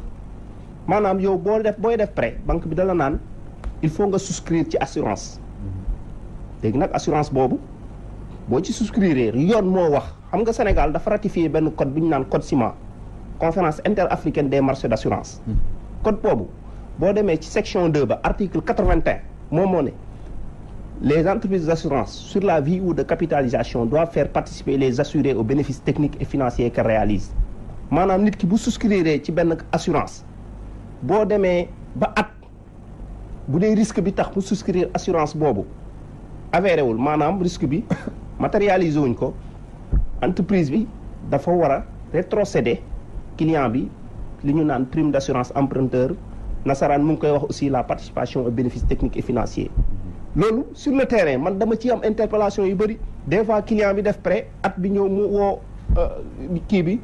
mu ne ko yow man dama soxla woon nga calculer ma li ma am foofu suma prime d'assurance mais kooku da ko naan tu n'as pas droit à ça à ma grande surprise semaine passée Thiès dama taxaw buntu banque bi may fay ko benn nit ñëw ne ma man de fay nañ ma suma prime ma ne ko yow noo tudd mu ne ma du ma la wax suma tur wax dëgg fa yàlla parce que ki ma ko wax ci banque lay liggéey wax ma yoon bi ma jaar ba percevoir loolu ma ne ko nag bu dee yow sénégalais nga te sénégalais yi dañu bëgg a jaar fi nga jaar man nag ma waroon jox say coordonnées jox ma numéro de téléphone bi nga xamante ne moom nga woote pour bénéficier wu ci loolu mais nanguwuma jox ay coordonnées te ma jàpp ne loolu étant donné que Sénégal da ko ratifié rek c'est un droit boo defee prêt fay ko pendant 1 an le risque n'est pas avéré banque bi daf la war a rétrocéder li ñu naan sa prime d'assurance emprunteur. ok mais tel n'est pas le cas. ok yaakaar naa ne intervention boobu dégg na ko bu baax a baax ci wàllum assurance yi yaakaar naa ci waxtaan bi la bokk sax dinañ ci ñëwaat bu baax a baax alors bu dee am na beneen intervention bu war a jóge ci public bi rek mu jege micro bi daal di ci sànni kàddu lépp rek mu tënku ci sujet bi nga xam ne tàng nañ ko tey di ko waxtaane salaamaaleykum wa rahmatullah Cheikh Sadibou Diagne Gueye secrétaire général actif ci boîte bi ma nekk bon man li ma remarqué te jamono yi ma dund ko mooy j'ai eu 3 cas benn bi sama benn collègue bu nekk membre ci actif dafa amoon problème ci banque bi mu nekkoon banque bi mi ngi nekk zone industrielle bi mu demee def rachat war a jot certificat d'engagement non engagement bi affaire bi yàgg muy jaabante xam naa finalement problème am na fa ñu duma ko ci biir institution financière bi biñ ko dumoo waa ji am certificat médical d'indisponibilité de 7 jours ñu porter plainte si police bi fa nekk vraiment foofu tamit bi ñu fa yeggee fekk nañ fa des gens matures yoo xam ni def nañ seen liggéey mooy convoqué nañ leen ñoom ñu ñëw bi ñu ñëwee ñoom demandé nañu délai bu court gaawantu indi certificat de non engagement bi ak certificat d'engagement bi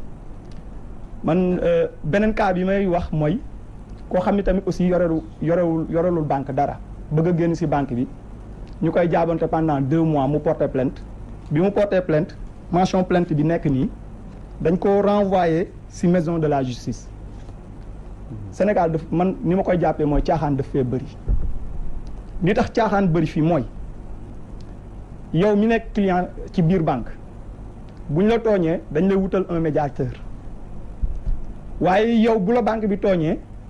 wala nga tooñ banque bi mu ameel ko du jar médiateur ñoom dañuy wut seeni procédure fexe nu ñu nangoo la nga fa garanti li président wax tamit aussi mooy hémicycle bi xuloog tàccu at wax lu leen loo xam ni peut-être askan bi ñu ngi leen fay xaar te newuñu fa. loolu mooy waa assemblée nationale parce que liggéey bi mooy fa leen di sénégalais yi di xaar diggantaan njaay si projet de loi yuy accompagner client de banque yi man depuis ba ma toogee ba léegi toogaguma benn yoon si ñoom dégg leen ñu génne loo xam dañ ko proposer kat travailleurs yi ak ñi nga xam ne ñooy commerçant yi yëg si seen bopp si biir institution financière yi loolu ñun tamit am nañ si part de responsabilité man li ma ci gis mooy ñoom ni ñuy xët-xëtee di reyante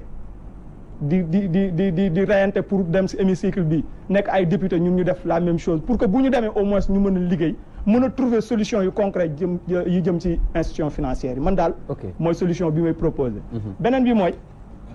ci tënk rek waaw ci tënk ci gàttal mooy institution financière yi nga xam dañuy bañ a jox certificat de non engagement wala certificat de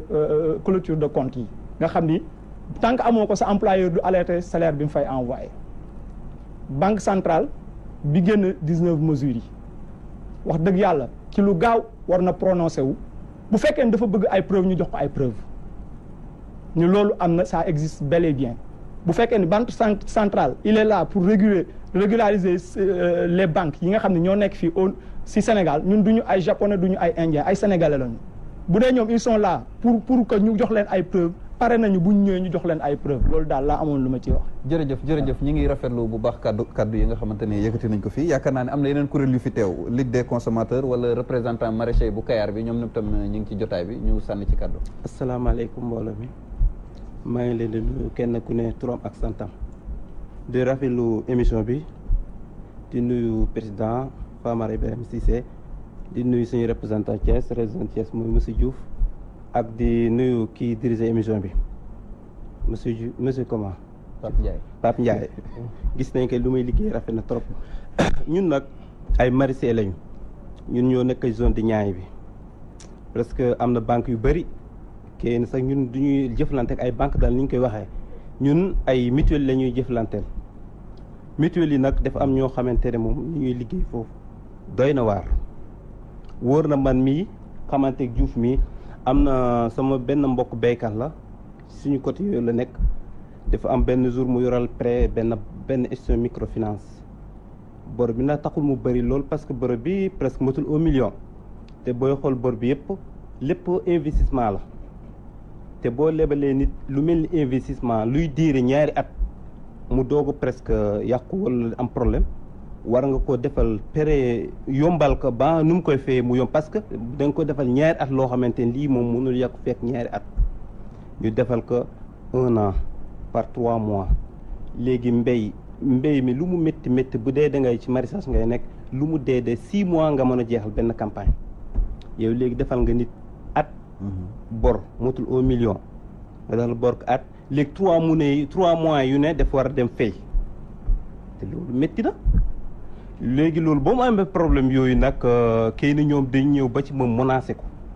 ñu menacé ko toroxal ko ci biir tool yi fekk mu ngi am ay surgam lépp ñu ngi liggéey ñu toroxal ko di ko joxoñ di ko def lu métti moom sax dafa naroon dem réagir parce que demoon na ba xolam jeex maa rek noonu bàyyil noonu ci laaw contacté monsieur Diouf mi mu ñëw ñu jàppa ci ba procureur sax keneen ki jot na ci ba jàppale ko ba mu xamante ne moom bu dul woon loolu kooku def waxoon ne moom kit na ci banque day sax dem xaruju wala leneen loolu métti la banque yi mutuelle yi ñoo waroon nekk ci suuf ñuy suqali nit yi ndax nit yi mën a jëm ci kaw mais mutuelle yi booy xool mënoo ci nekk ba nga avancé ci mënoo ci avance jamais jërëjëf waaw mënoo ci avance su ma sañoon daal gouvernement bi mën jàppale jërëjëf waxtu bi moo ñu xaw a dab rek waaye jigéen ñi déggaguma leen de du ñëw sànni ci kàddu tuuti yaakaar naa ne am na ñu fi teew ci ñoom waa Bambilor yi teew nañ fii ak ñeneen daal ñoom tam buñ ci mënoon sànni kàddu balaay temps bi duñu kii ndaxte waxtu bi daf ñoo xaw a dab tuuti lépp rek ñu tënk ko ci waxtu bi waaye tamit tënk ko ci thème bi nga xam ne moom la ñu tànn di ko waxtaane muy droit bancaire. salaamaaleykum mbooloo mi man la Penda Badiane maag sama gars yi ñoo bokk service bi ñuy liggéeyee man nag dama ñëw pour dëggal lu fi gars yi wax yëpp ndax man dama ko dund de expérience laa ci am. première fois dama njëkk def benn prêt ci benn banque mu ni ma dama lay épargner benn PEP ñu dem ba fin prêt bi ma ne ko an sama PEP mu ni ma dugalaloon nañ la ko gisuma ko gëwuma ko ma ne dinaa defaat beneen uniquement pour vérifier ma defaat beneen prêt toppaat leen ba fin bi man leen sama PEP ñu ne ma encore dugalaatoon man leen ban mois relevé indi kii yëpp teg ñuy werante si ba tëdd si suuf man léeg-léeg damay génn ñu may këyitloo ma nekk fa ak ñoom daw ak ñoom ba sonn ñu ni sekk duñ ma bindal lettre non engagement duñ ma ko jox ma dem sama service gars bi ni ma boo defee sa demande bu même bu ñu la defalee cachet yow ñëwal nga jox ma cachet bi rek moom laa soxla ma ni waa d'accord ma dem fay leen seen 30 000 ni leen léegi cachet laa kii bi laa soxla sama non autorisation non engagement ñu ne ma da ngay ñëwaat man leen du ma ñëwaat instant yi mënu ma ñu ne ma defal demande ma def sama demande ñëw jox ko mu daa jël kii bi bëgg a raaj ma ne ko déedéet defal ma décharge parce que 2 exemplaires laa la indil mu ne ma comment décharge ma ne ko danga may defal sa signature ak sa cachet mu xoolaat ma xam ni man mi fu ma jëm ak moom du neex mu daa de mu xool daal di jël def jox ki ma dem jubali ko directement si ku may fay sama salaire depuis jour boobu la commencé virer dem yoonam ba tey woowuñ ma ni ma yow la gisaatuñ la wala lii gisaatuñ wala lii sama salaire maa ngi continué di ko jot alhamdulilah mais bu ma def loon noonu duma ko mës a jot ndax samay morom yi si bëri ñu ngi sama ginnaaw ba tey mënuñu fexe ba génn si banque boobu ndax ñu ngi leen téye ak ay problèmes yu dul jeex. ok loolu ne laa amoon du ma siy leeral. ok jërëjëf yaakaar naa dégg nañ intervention bi waaw beneen intervention. asalaamaaleykum mbooloo mi man je suis de la Ligue des consommateurs. balaa may dugg ci sujet bi sax damay remercier d'abord le président l'actif monsieur Famara Cissé. remercier Pam Ndiaye bi yore émission bi di journaliste di ko xamal ni yemul ci lii rek parce que mi ngi ci yeneen émission yoo xam ne yu intéressant lañu aussi te yu ñuy suivre la sama président di professeur El Hadji Niang aussi mi ngi leen di yóbbante remerciement di leen nuyu di leen gërëm di leen sant mi ngi ma koy waxal ne naa ko waxal président Ibrahima Famara Cissé ak secrétaire général Ligue des consommateurs di Assane Boye. Pour en revenir au vif du sujet defe naa ne li président wax fi ak li ko Pam Ndiaye laaj tënk na lépp mën nañoo bañ a tardé ndax man sa wàllu bopp xëy na bu ma ko dundulee it directement dund naa ko indirectement parce que jamono yi paase rek amoon na lu xew loolu ci sama kër waaye na ma ko réglé moom ndax damaa waxtaan parce que ku xamul da ngay laaj man dama nekk ci benn boor ñoom ñu nekk ci benn boor ma yaakaar na ñun Ligue des consommateurs le collectif des associations des consommateurs bu ñu boolee suñu doole ak ñoom seen doole danañ mën a régler yu bari fii yoo xam ne loolu nga wax ne assemblée man gëmuma assemblée nationale lii du assemblée nationale moom lii c'est une foire rek quoi mais lii moom du assemblée nationale bon mun nañu régler suñuy problème sans que ñu jaar ci ñi ngeen tudd du mën a sax tudd waaye comme que réew mi dañoo wax ne suñu réew la ñun ñoo ko bokk balaa ñu koy yàq wala am ñoo xam ne ñoom seen intérêt bopp rek parce que man dama leen tuddee ay terroristes ñii c'est des terroristes à un col blanc c'est mun naa ko sax ay négriers la ñu parce que ñoom amuñu benn sentiment loo xam ne ci humanisme la jëm ci nit ñi parce que kuy dem bay ñëw ci kër nit net lu ma gis pour 8000 francs nga toog di ko harceler ñëw di ko pressionner ci jigéen boo xam ne xam nga ne jàngul nga naan ko demal lebi maa ngi lay xaar demal lebi maa ngi lay xaar loolu am na mais kaka def moom dafa naan dootu ko def ndax ba ma njëkkee aw moom ca téléphone mu nekk ci microcrédit bii di Mohamed Ndiaye nekk ci microcrédit bii ci HLM ci guy gi ma ne ko amuloo droit boobu wax naa la waxtaan naa président Cissé yëg na ko amuloo droit li ngay def ci man lu ma xamul damay laajte mu ne ma sii ba ne ko d'accord ba mu ñëwee sama buntu kër fa mu tax dama ne ko bis ni ki tey soo duggatee ci kër gi dinaa la futtali dumalul la je vais te bastonner maanaam que da nga may jaay bandi man ma jaay la cancer. violation de domicile. waaw violation de domicile agression loolu moo xam naa ko délit yooyu xam naa ko yow mi ci ñu ko jàngal ci nga bokk. bon kon bu loolu amee doonu li ma wax léegi wax ji moom lu ko gàttal moo gën lu ko guddal président Famara wax na lépp fi li am mooy nañuy booloo bu ñu woowee ñu ñëw ci émission yi te it yéen ñu mel ni Pam Ndiaye ngeen jàppale ñu parce que média dafa am importance.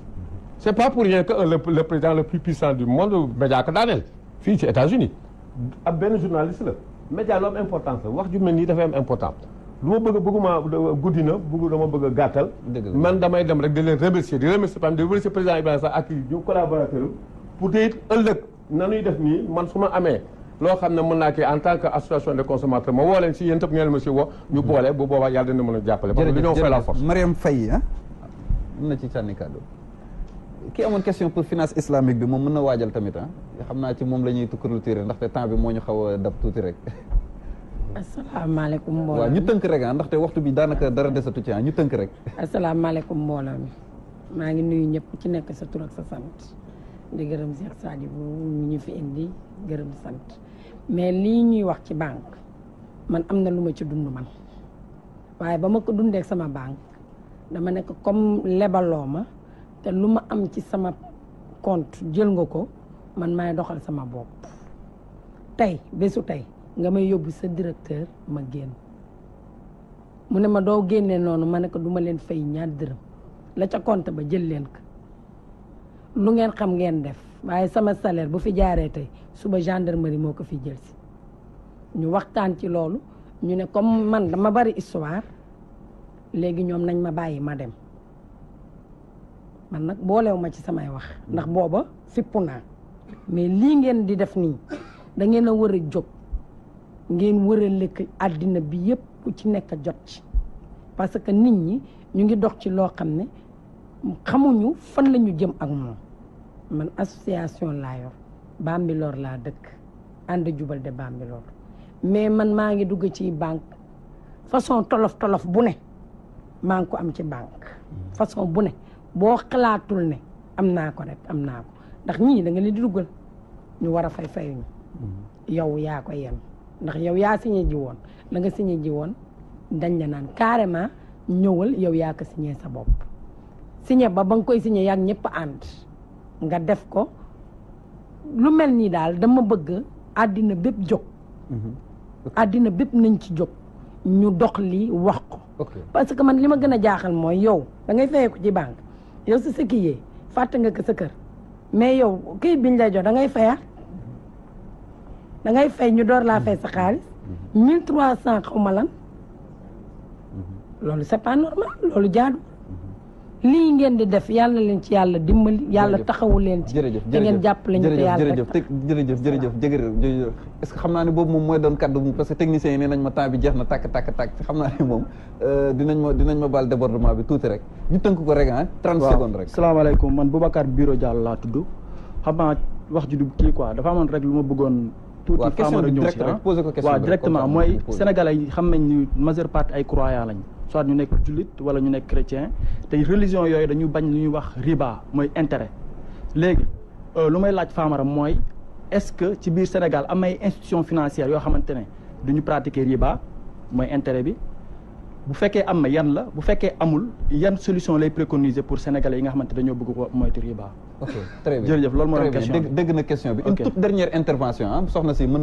na poser ñu clôturer ko avant ñu ñëw ci plateau bi ndaxte daanaka temps bi li ñu cërale woon mat na sëkk. ayca. salaamaaleykum maa ngi leen di nuyu yéen ñëpp di leen sant di leen gërëm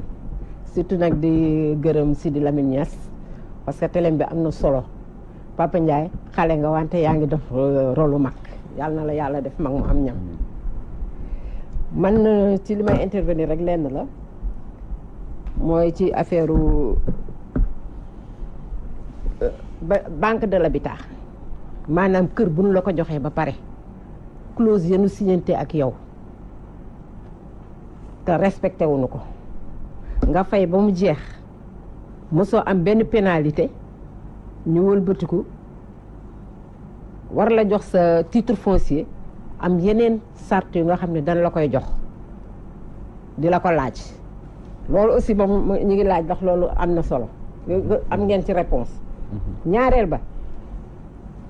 am na aussi suñu benn tout récemment suñu benn collègue doonu juum ci salaire am fekk ñu ngi koy fay ci benn banque muy demander pour dellu ci beneen banque retraité ñu viré waat ko ci banque bi mu jóge woon kooku itam am nañ ci question bu nuy laaj leneen li ci des muy affaire famille mutuelle yi kooku moom awma ci problème parce que ni ko Famara waxee rek ku nekk war nga am sa conseiller juridique ku ne war nga am sa leneen lu lay xelal loolu moom maa ngi ci ok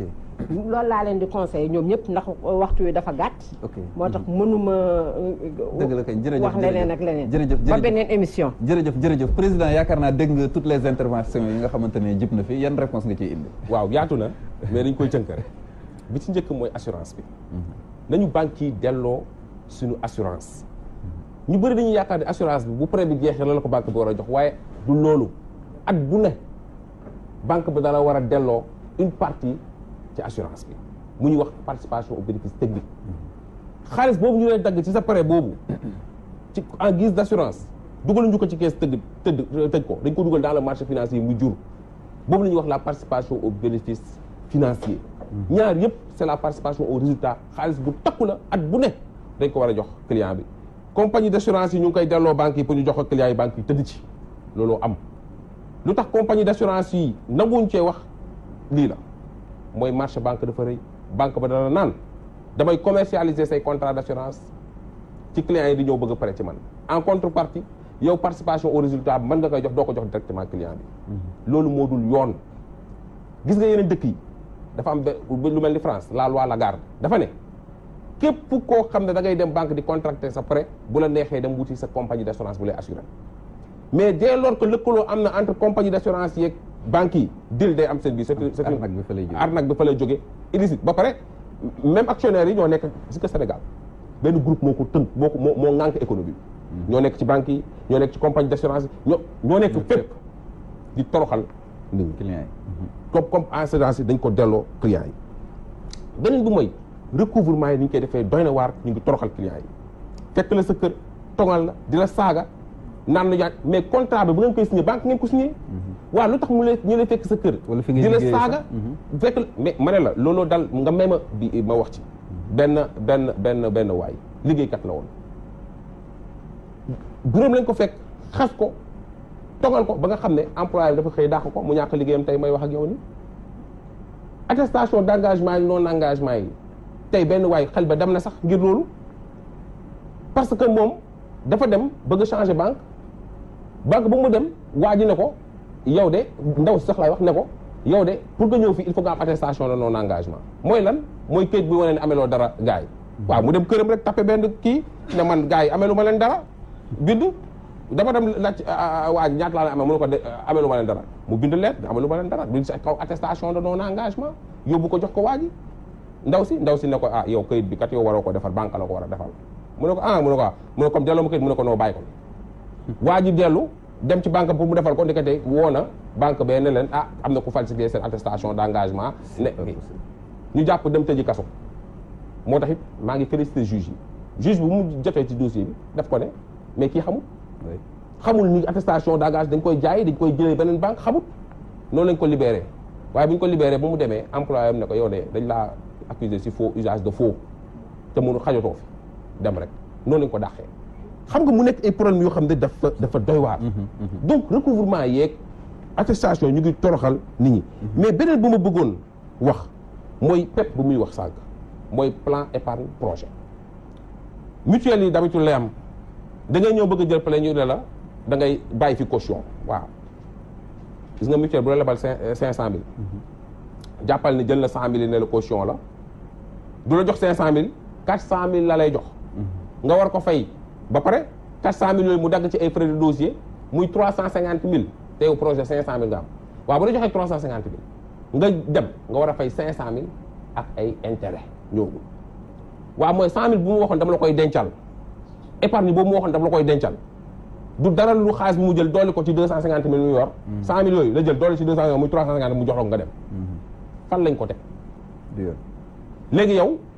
fi mu nekk nii léegi xaalis boobu caution boobu boo ci bëggee jotaat tey suba benn waaye ne ma 6 ans jotul ci épargne moom ñi def rachat de crédit moom day jaar noonu naxasaay parce que ci calculer lañ leen dugal nañ ko ci wala lu soxna si wax nga xëy ñu ne la dugal nañ ko ci salaire bi lekk ko bu yàgg te mënuñu ko génnee fenn mu nekk mbir moo xam ne jaay doole yaakaar naa am na benn question tam ci finance islamique bi de waaw finance islamique dafa bokk suñu solution malheureusement Sénégal amuñu banque islamique bi fi ne tur la fi nekkee di bubboo diine te dëkk ci riba kon ñoom tam dañuy def intérêt moo gën a bon yëpp bon xam nga il faut que ñu wax ko te dee les finances la banque islamique au Sénégal n'est islamique que de nom n'a d'islamique que le nom tur bee fi ne waaw dugg fa xanaa da nga fa gis bismillahi rahman amu fa këyit yi doo fa gis dara bu la woon li banque islamique ba pare ñoo gën a bon yeneen banque yi xam nga hypocrite daanaka di mbubboo diine te yaa ngi ci riba bu xóot man dem ci yenn banque classique yi moo ma gënal dem ci banque islamique moo tax dañoo war a taxawal fii finance islamique gis nga amul benn religion parce que dëkku diine la Sénégal amul benn diine Sénégal bu nangu riba. donc finance islamique dem nañ ba nga xam ne pays développé yi sax moom la ñuy adopté fi mu toll nii ñun ñu ñuy proposé banque classique yi nga xam ne ñu ñuy toroxal suba boobu amuñu fi benn ba moo tax ñun dañ ne ville religieuse yi fa lay tàmbalee danañ wax ak mbàkke sëriñ seek ñëpp pour que ville religieuse ñu commencé dàq leen fa parce que mënuñu wax ville religieuse dañ fay tere tux cigarette ba pare riba ba di fa jolli danañ leen fa dàq teg fa ay finance islamique ñu jël fa appui nekk ci dëkk bi banque classique boo gis dañ leen di exiger ñu am finance islamique. dañ leen di exiger ñu am finance islamique. yeneen solution am na yeneen solution yi fi nekk mais xam naa ni comme waxtu bee ñu dem rek mais dinañ yeggali jotaay bi. waaw war nañu wax ci détournement yu bëri quantité insaisissable yeeg yeneen ak yeneen criminaliser ko détournement yi xam naa ne dañ koy daal di tënk rek ci beneen jotaay ñu fas yéene ko yeddale ndax tey daanaka xaw naa xaababal tuuti sax waaye xam naa ne technicien yi dinañ ma koo jégal ndax tey waxtaan wee toll noonu loolu mooy li nga xamante ne fa la ñuy daanee kaddu yi président man lay bàyyi nga tàggatoo. waaw may remercier ñi fi toog tey waa Patisen waa Ligue consommateur yi ak ñeneen di ñaax sénégalais ñu bañ a toog seen kër jàpp ni problème bi Axif dana ko lijjanti mënu koo lijjanti ñoom ñoo war a ñëw jàpp ci Axif nañ jël mbir mi comme seen biir fu ñu woote ñu ñëw parce que toog sa kër fajul mbir bi di ñaan état bi tamit mu jël ay responsabilité am banque centrale na jël tamit ay responsabilité am xam ne nit ñi torox nañ ci banques yi assemblée nationale bi ñu changé ko yóbbu fa ay membre Axif ñu voté ay loi yoo xam ne day protéger clients yi te bu soobee yàlla dina am. jërëjëf di ngeen dégg assemblée nationale. nit jóg ne banques yi ñu ngi toroxal nit ñi bu soobee yàlla. jërëjëf yaakaar naa ni l'appel est entendu gars yi dégg nañ plaidoyer bi mbokkee xarit yi loolu mooy li nga xamante ni moom lañ ñu cëraloon ci waxtu bi daanaka matal nañ ko ba xabaabal si sax di leen gërëm bu baax ci ànd bi di gërëm bu baax mboolem ñi nga xamante ne ñooñu ci jàppale ba émission bi mën a yemb di leen jox dig daje beneen jotaay balance jërë ngeen jëf wasalaam.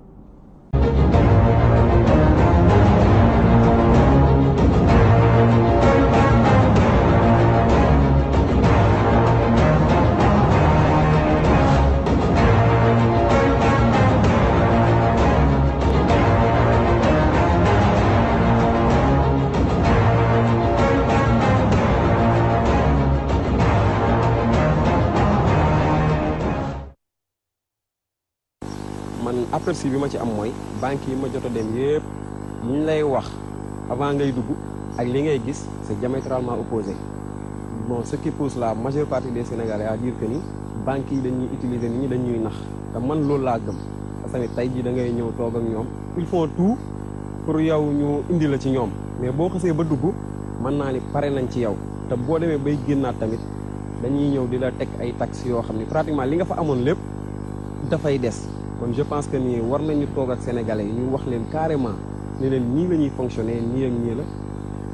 moo gën ñu ñuy gëmal loo xam ne amul en quelque sorte. man jotoon naa nekk ci benn banque de la place mais bi ma fa nekkee ñuy dem bu ma dikkee liñ may dagg day bari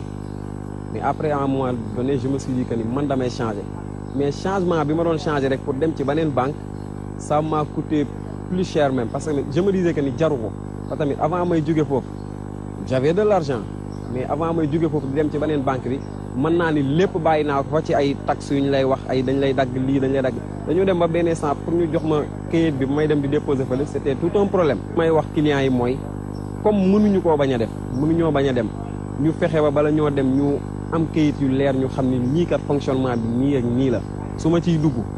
lii mooy garantie bi su may génn tamit conditions yi lii ak nii lay demee je pense que ni daal loolu moo gën mu leer suñu bopp bala ñoo dugg. que ñu dugg ba pare di ci am ay problème non man je dis que ni mooy banques yi ak service de transfert yu ndaw yeeg ñoom ñëpp noonu la parce que tamit seen intérêt la ñuy jiital dañuy wax ni dañuy jàppale nit ñi mais à vrai dire seen intérêt la ñuy jiital ñoom li ñuy am mooy bénéfice bi ñu ciy am te xam nañ ni tamit c'est normal que ngay liggéey di dencal nit ki am nga loo ci war a mën a am mais dafa ëpp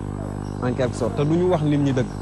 lu ñu wax nit ñi dëgg au départ mbir mi dafa am arnaque dafa leer parce que tamit avant ngay dugg dañ lay wax lu nekk te mënuñu ci dara boo xasee ba dugg dañ lay manipuler nu mu leen neexee ce qui pousse beaucoup de gens à quitter parce que tamit riba la xaalisu jàmbur nga jël ko tëdd ci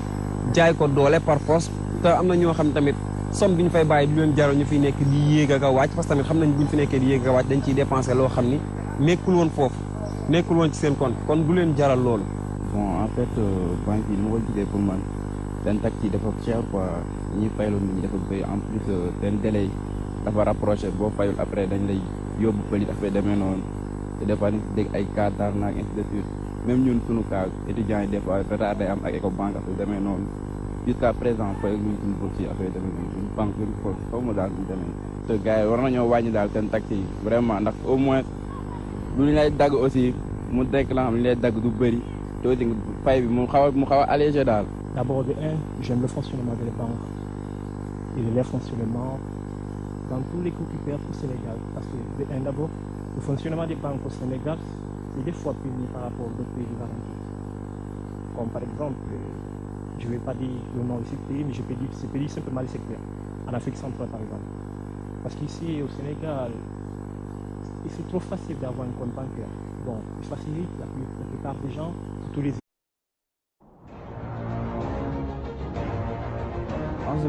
Cheytaani rajim bismillahi rahmaani rahim mbokk yi ñi ngi amaat mbégte di leen dalal ci seen émission balance bi nga xamante ne tey jii mooy juróom-benneelu numéro bi fas yéene waxtaane beneen sujet boo xamante ne dafa soxal askan wi yëpp. alors mu mel nii seen émission balance nag comme ni ngeen ko baaxoo di àndeek ñun mardi bu jot ci waxtu wile saa su nekk rek dañuy tànn benn waxtaan boo xamante ne xew na ci wàllum yoon maanaam wàllum justice ak wàllum droit su ko defee kon ñi nga xamante ne ñoom ñooy askan wi xam bu baax a baax yéen jàngale lañ ci mën a jëlee waaye tamit képp koo xamante ne amoon nga benn jafe-jafe ak yoon wala nga am benn gàllankoor wala nga am lépp loo xamante ne da nga ci soxla ñu jubbanti la teg la ci yoon loolu mooy li nga xamante ni moom moo waral a jotaay bilee kon suñu jotaayu tey bii nii dañ koy jagle li nga xamante ni moom la ñu tuddee droit bancaire maanaam lépp loo xamante ne mi ngi xew ci wàllum banque yi ndax dafa nekk ay mbir yoo xamante ne soxal na askan wi lool sollicitation yi bëri ci ñenn ñi jafe-jafe yi ñu ci am bëri lool te pareen saay sax duñ xam ban yoon lañ mën a jaar pour maanaam seen saafara seen jafe-jafe yu mën a am ay saafara alors looloo waraloon tey jii nii ñu tànn ko waxtaane ko waaye tamit ci biir jotaay bi dinañu seetaan benn reportage boo xamante ne ànd nañoo askan wi dem tàllal leen suñu micro ñu xamal lu yan jafe-jafe la ñu am seen diggante ak seen banque yi waaye tamit di laaj ñi nga xamante ne ñoom ñooy màcc ci wàllub yoon ban yoon lañ mën a jaar pour seen jafe-jafe yooyu ñu am di mën a saafaraw yaakaar naa ni bu ñu yeggee ci jotaay bi loolu lépp dinañ ko leeral al mu mel ni comme niñ ko defee di baaxoo di def saa su nekk rek sujet bu ñu tànn di ko waxtaane dañ fiy dalal kàngam boo xamante ne daf ci màcc mu mën a indi ay tontu ci laaj yi nga xamante ne fas yéene nañ ko laaj waaye tamit bépp gind boo xamante ne war na digganteem ak askan wi mu nekk loo xamante ne daf ko fiy def kon ki nga xamante ne moom la ñu dalal tey du kenn ku dul Famara Ibrahima Cissé bi nga xam ne moom mooy président ACSIF mooy kuréel gi nga xamante ne moom moo ëpp mboole ñi nga xamante ne ñoom ñooy client banque yi ñu koy wax association ACSIF kon su ko defee kon ñu ngi lay bàyyi kàddu yi nga nuyoo. maa ngi lay gërëm di la sant di gërëm membre ACSIF yëpp tàmbalee ko ci bureau bi di gërëm téléspectateur Walfadjri yi di gërëm techniciens yi nga xam ne tey ñoo jàpp ci émission bi ndax mu mën a réussir di gërëm it képp koo xam ne client nga nekk ci banque wala sociétaire nga nekk ci institution financière di gërëm it samay mbokk samay soxna yi nekk madame Diouf bi nekk Thiès sama soxna yi nekk Tivaouane ñi nekk Ziguinchor ak ñëpp ñi nga xam ne daal tey di yaakaar ni tey émission bi danañ ci jëlee jàngat danañ ci jëlee njëriñ joo xam ne dina leen jàppale bu baax a baax ci tolof ñuy dund ci biir banque yi ak institution de microfinance yi. waaw jërëjëf Ibrahima clients yooyu nga wax sax ak ñi nga xamante ñoom ñooy sociétaire institution financière yi ñoom ñooy gën a tax a waral sax ñu choisir thème bi ndaxte sollicitation yi bëri nañ trop ak tamit li nga xamante ni moom mooy suggestion yi recommandation yi ak tamit critiques yi nga xamante ne le plus souvent dañ koy formuler ci ñi nga xamante ne ñoom ñooy institution financière yi kon si biir jotaay bi yaakaar naa loolu lépp dinañ ci ñëw faram-fàcce ko benn par benn waaye tamit mu mel ni am nañ fi public bu takk boo xamante ni ñoom tamit teew nañ fi kon buñ ca yeggee rek kenn ku ci nekk dinañu ci jël kàddu ñu nekk ñu uute am na ci ñoo xam ne membre ACSIF lañ am na ci ñoo xamante ne yeneen organisation lañ fi représenté lu mel ni Ligue des consommateurs ak ñeneen ak yeneen organisation yoo xamante ne teew nañ ci jotaay bi balaa ñuy sóobu ci jotaay bi dañuy ànd ak waa régie seetaan benn reportage boo xamante ne dañ ko defoon sur le terrain laaj askan wi li nga xamante ne ñoom gis-gis bi ñu am ci banques yi ni ñu doxee Sénégal ak tamit lan mooy li nga xamante ne jafe-jafe yi nga xamante ne moom la ñu seetlu ne moom la ñuy faral di jànkonteel donc si l'élément est en place régie ñu visionné ko avant ñu ñëwaat ci plateau bi génn légitime défense parce que tey boo xoolee yaakaar naa ne Barthélémy Diaz mu ngi woon ci commune bu Sacré-Cœur Mermoz yaakaar naa bu ñu ko fekkul kon foofu kon yaakaar naa du riposter ba li am. te loolu ngeen war a def te moom mooy yoon mais malheureusement lank na suuf nee na intermédiaire bee paan léegi nag moom client bi moom mooy gàddu lépp xam nga am na benn borom xam-xam bu mag bu ñuy wax Jean-Jacques Rousseau dafa wax dans le contrat social mu ne je fais avec toi une convention un contrat tout à ta charge tout à mon profit que je respecterai tant qu'il me plaira et que tu respecteras tant qu'il me plaira nee na maak yow banque loolu fa xew dañuy def benn këyit boo xam ne lépp loo xam ne dafa diis te métti yow yaa koy gàddu lépp loo xam ne dafa neex te oyof man maa koy gàddu te dama koy respecté man ba saa su ma soobee ba ma neexee yow te danga koy respecté ba saa man su ma soobee donc dafa mel ni nga jël benn pièce banque bi da koy tëbal ci kaw ne la pile nga ne ko waaw mu ne la je gagne face nga ne ko waaw mu ne la tu perds donc dans tous les cas banque bi mooy gagné donc suñu convention yi c'est des conventions léonines teguwul ci yoon banque bi rek moo ciy gis jëriñam te da lay ndax du la wax liñ dëxañ ci biir yow nga jàpp ni li mu la wax moom moo dëxuñu ci biir amana jàngoo wala boo jàngee it sa cursus amul éducation financière danañ ci dellu si de sorte que yow ay tolof rek ngay dund ay tolof rek ngay dund contrat boobu xam naa comme junj nga ko dañ ciy xuusandi rek contrat de prêt yi nga xamante ne par exemple client bi daf koy signé ak banque yi est-ce que moom client bi si boppam am na avantage yu mu ciy gagné bañ benn duñ la may fa nga yóbboo contrat bi sa kër ñaar duñ la may fa nga ko liiree waaw parce que bu dee xamoo li ci nekk yoon may na la nga dem ci avocat mu liiral la expliquer la ndax war nga ko signé wala déet normalement technicien mu xoolal la xam nga tey bu ñu bëggee lu jub banque yi dañu waxante dëgg convention baa ngi nii balaa ñu koo signé client bi nee na leen may leen ma liir nañ ko jox mu yóbbu këram mu tëdd xool waaw bu xoolee doyu ko mu woo benn technicien benn expert mu xoolal ko bu d'accordee mu signé bu d'accordul nag mu ni d'accorduma mais loolu amu fi dañuy jouer sa conscience xam nga waaw dinañ la jox prêt nga préparer sa projet yàqam ci mbir mi ñu naan la tey suba dem ba mu wóor leen ni yow fi mu nekk ni luñ la tegal nga signé jouer sa conscience ba nga xam ne luñ la tegal nga signé ñu ñëw ne la waa kaay luy approuvé nga signé loolu du yoon en France en Allemagne dañoo voté benn loi bu ñu wax la loi sur le délai de rétractation moo may képp client bu ñu pamti noonu ba mu signé convention boobu mu am fukki fan ak juróom yoo xam ne parce que boo signé convention bi dinañ la ko jox ba téye bañ la ko joxee boo demee say kër nga xool sa avocat xool sa juriste xool sa technicien boo xam ne expert financier mu ne la li nga signé kat musiba la ci yow am nga droit yoon may na la nga dem nga dénoncer contrat bi ne d'accord mais fii Sénégal boo xasee ba signé même boo jotagul xaalis commencé ngaa fay intérêt mooy musiba même boo jotagul xaalis ba yow déjà débuté nañ ci compte commencé ngaa fay ay pénalité moo tax loi boobu dañ ko war a voter Sénégal ñun nag tëgg nañ loi ba mu baax ak yeneen loi yoo xam ne dañ ci dellu si pour que assemblée nationale dimbali ñu si dimbali clients yi ñu voté ko mais Sénégal il faut que ñu am xel xam ne ñun amuñu ay député wax dëgg yàlla xuloo xeex assemblée nationale. parce que man loolu jaaxal na ma tuuti député yi. mosu leen dégg di nga leen dégg ñuy wax ci plusieurs problèmes mais rarement nga ciy dégg wala boog néew na loo gis député interpellé ñi nga xamante ne ñoom ñooy ñi ñu war a interpellé par rapport ak li nga xam ne moom mooy fonctionnement banque yi. mosuma dégg député jóg ñëpp xam nañ ni système bancaire bi ni muy doxee baaxul. Avec n'importe quelle somme, vous ouvrez votre compte, vous pouvez ménager votre argent. Et aussi, ce que j'aime avec le fonctionnement, c'est l'accueil. Parce que quand vous partez dans une banque sénégalaise et ils respectent ce qu'ils disent que non, le client est un roi.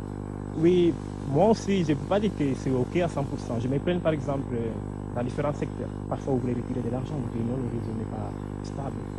Vous passez toute une journée, essayons de retirer l'argent. Mais aussi, il y a une autre chose aussi, l'accueil. Il y a certains guichets, vous arrivez, vous allez faire peut-être 30 minutes. Vous faites une opération simplement pour prendre peut-être 30 000 francs, 40 000 francs. Alors que simplement, c'est pour cela. La plupart des gens comme nous, on peut faire migrer maintenant à les différents services téléphoniques qu'on a pour les payer, qu'on peut payer TAFTA,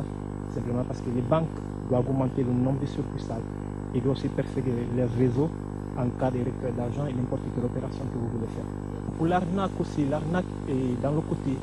des calculs des pourcentages. Peut-être entre les clients et les gens qui travaillent à la banque, ils n'arrivent pas à s'accorder au temps de signer le contrat. Parce qu'il y a certaines banques qui vous disent, par exemple, vous avez un pourcentage de 3,5% de votre budget par année. Mais il y a certains gens qui ne savent pas les calculer. Il y a des gens qui ont beaucoup de sommes d'argent dans les banques qui ne peuvent pas les retirer. Les contrats ils ont avec la banque. En recommandation pour moi, la meilleure recommandation pour les banques, c'est qu'avant de signer une banque, Vous allez signer un contrat avec la banque, il faut d'abord bien lire le contrat. Parce que c'est la banque, c'est comme un commerce. Personne n'investit pas pour perdre. Donc ce qui veut dire, c'est que quand vous partez à la banque, ils vont vous montrer tout en bleu. Mais si vous regardez bien, il y a certaines tâches qu'ils ne vont pas vous montrer. Un client peut se plaindre dans une banque, mais vous ne pouvez pas poursuivre une banque en justice. Parce que d'abord, pour poursuivre une banque en justice, il y a une procédure qu'il faut suivre. Il y a le parcours, la banque, il faut aller voir le DG, aller à la police, faire une demande, réunir, remettre ça à la banque. Donc c'est un processus que vous-même, en tant que client, vous vous fatiguez. Et aussi, il y a une autre chose aussi. Ce n'est pas n'importe quel client qui peut aller porter plainte à la banque.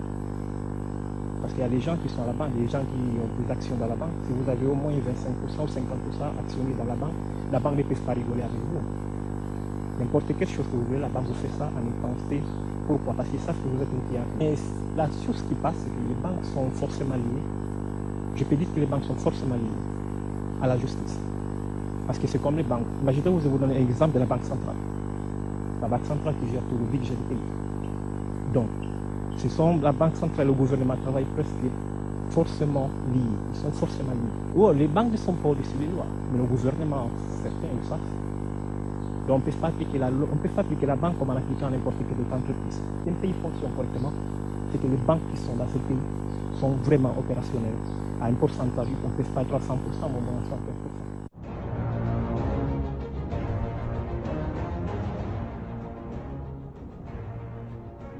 jërëjëf waa Régie président yaakaar naa ni dégg nga intervention yi nga xamante ne jóge na ci population bi d'une manière générale ban commentaire nga ciy def. waaw commentaire bu ma ci am mooy ñëpp bokk gis-gis ci problème bi li ma ci noté mooy bu njëkk bi mooy désinformation. daanaka banques yi nekkuñu di wax dëgg clientèle bi de sorte que boo fa duggee dem ba ci biir ay jafe-jafe rek la lay jural muy question désinformation. beneen bi mooy taux d'intérêt comme olof la ñuy wax nañ ko tudd muy riba bi nee nañ bëri na te muy dëgg convention bi mooy contrat de prêt bi wax nañ ko tamit jub na ci wax ci nee nañ contrat bi duñ la may temps nga lire ko te contrat bi dafa am ay jafe-jafe yu nekk ci biir boobu tamit noté naa ko ci biir bu génn sa banque dugg beneen banque boobu tamit gis naa ni évoqué nañ ko question boobu muy problème bu tar boo xam ne clients yi dañ koy dund te yaakaar naa di point yu yëpp il faut que ñu wax ci beneen bi mooy bancarisation bi il faut que ñu faram-fàcce ko xamal Sénégalais yi lan mooy bancarisation kañ lañ jël mesure bi ñan ñoo ko jël kañ la ko Sénégal commencé appliquer da cee am solo est-ce que bancarisation bi ni ñuy tey ñu ngi ciy gis seen bopp wala nekkuñu gis seen bopp beneen bi mooy compte épargne bu ñuy wax benn waay wax na ko fi compte ba ngay am dénk ko banque bi pour mu dencal la fa sa xaalis compte boobu nan la war a mën a tëddee est-ce que banque bi da cee war a jël intérêt wala waru cee jël intérêt beneen bi mooy wax na tamit étudiant bi muy question Ecobank bi nga xam ne étudiant yëpp tey Sénégal fa lañ leen dëxëñ nga gis seen bourse yi ñu ko fay jël rang bu métti bu ñu jël muy remettre en cause gab yi ñi am tey moo tax dama yaakaar di question yi laal nañ góom gi bu dee mën nañ ko tuddee noonu te jàpp naa ni ay problème yoo xam ne war nañ ci mën a ñëw benn par benn toj ko Sénégalais yi xam nan la tëddee. ok bu ñu ko tàmbalee li fi nga xamante ni foofu nga njëkkee muy wàllum information parce que tamit droit à l'information dafa am maanaam client bi nga xamante ni dem na benn banque ba nekk fa day jaadu ñu koy xamal lépp loo xamante ni jëm na ci wàllum banque boobu noonu est-ce que loolu banque bi dafa ko war a fayee ko client bi muy SMS yi ngay jot ak yu mel noonu par exemple sax doo jot message boo xamante te dañ la koy dagg pourtant. banque centrale génnee na fukki poñ ak juróom-ñeent ne yii à partir du 1er octobre kenn waratu ko fay mu bokk ci le droit à l'information qui est consacré dans notre constitution suñu charte réew dañ ne information droit la boo xam ne kenn waru ko négocier te information boobu jox ko client bi dafa war pour que moom mu xam ni banque bi di tëddee mais malheureusement li ñuy gis mooy tey xëccoo bi fi am ci diggante banquiers yi parce que at bu ne banque bu bees taxaw ci dëkk bi ñu ngi ci 24 banque ñetti établissement financier à caractère bancaire plus de 360 microfinance mënu ma la wax lim bi ñaata la mooy mutuelle yi nekk ci bopp koñ bi di dóor ay dóor yu métti clients yi information bi nga xam ne client bi da ko war a mën a jot malheureusement duñ ko joxee noonu da ngay ñëw ñu lay baab